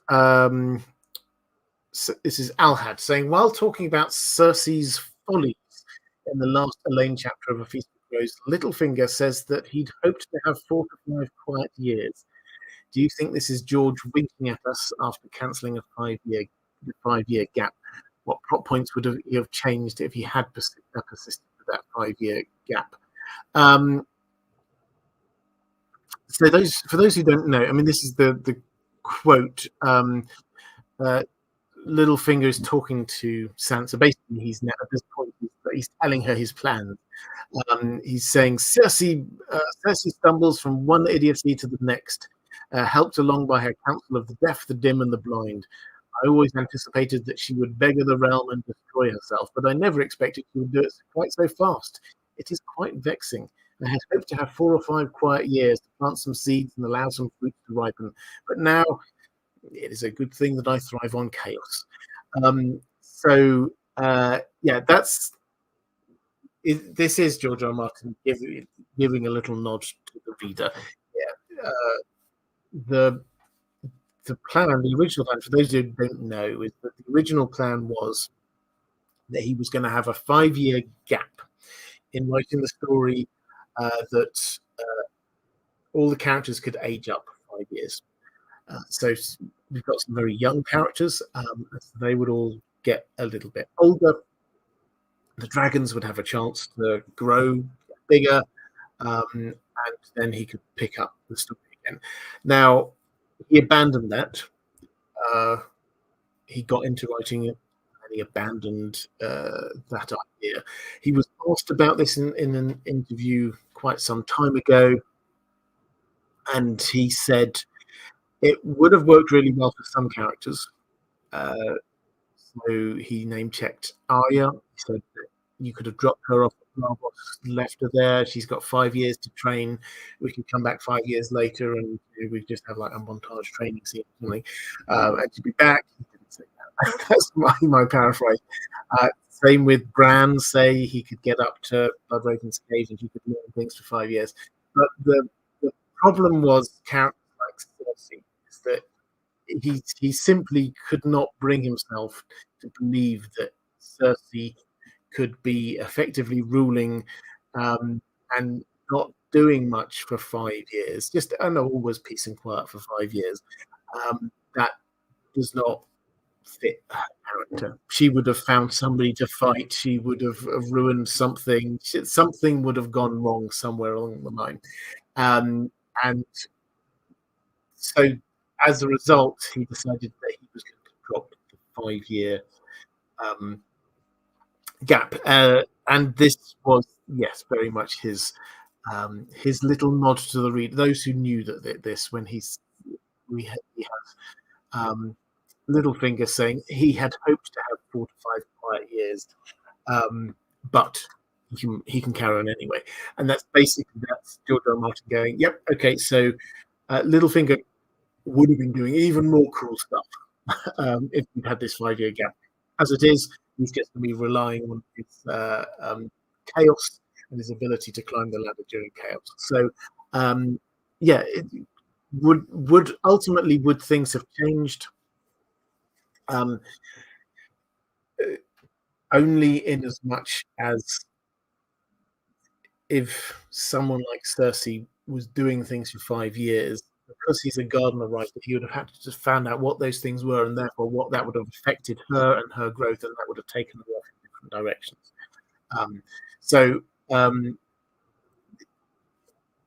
For many characters, you can see a point, and actually, it's not just. We name checked Bran and I, not just them. You can see it. Danny could have the idea originally. Danny could go to a shy and learn a lot about dragons, and we could have John could happily be at the wall for 5 years. Sam can go down. He can be learning in Old Town for 5 years. All of the characters were building, or most of the characters were building to a point where you could happily leave them for a while, and they'd be okay. I'm quite happy without the 5 year gap. I think it would have felt, and I think George R. Martin got to this point, it would have felt a bit forced, I think. Right, let's go to, that's my last question from my patrons. I'll have a quick flick through the chat. Cash Ballerina saying just keep me in prison for 5 years. That could work. Whitney Davis saying my headcanon is that Sansa will still have an heir unless House Stark ends with this current generation. Whoever she chooses will have to take the name Stark. Yeah, I could see that happening. It's simply a matter of she has to be in charge of her own identity, who she is. I think her story arc to work as well as it could do. Okay, I think with that, let me tell you what's coming up on the channel. So, normal Lord of the Rings, A Song of Ice and Fire videos are going to be coming back up. I took a bit of a break, as you know, over Christmas, so a little bit slower coming on stream. I'll be stepping up, not reducing the amount of normal new videos I'm doing, but I'm stepping up the number of videos I'm going to be remaking. I thought it's quicker to make them, so it doesn't take so much effort, and I'm really enjoying going back through a few of the old ones. So I think I will, in particular, I will revisit the Dragon series that I did a while ago, by way of building up to the House of the Dragon, because we've now got new information from House of the Dragon season 1 that I can feed into them that hopefully will make even better videos. Over on the Well Told Tale, then you will find we're on Dracula at the moment. I'm now starting to use my short form videos all over the place. If you are on Instagram, for me there. If you're on TikTok, I'm there now as well. I'm on Facebook. So if you want to find, if it's easier for you to access this on those other places, look at them there. Next week, I will Well, I will either. I haven't decided yet. I should decide now. We'll do one more, not the North, but I said I would do the Night's Watch because I think while we're actually, I've got my Night's Watch up on, but with the Night's Watch now, the I want to just look at the Night's Watch and the role of the Night's Watch because we always get questions about it. What are they? What does the Night's Watch vow oath actually mean? What's the history? Where are they still? Well, what's the future for them? There's so many questions surrounding the Night's Watch. We'll cover that next week. And I think that's probably it. So thank you so much. Thank you to my patrons. Thank you, moderators. You do an amazing job. I will be back this time next week. Take care.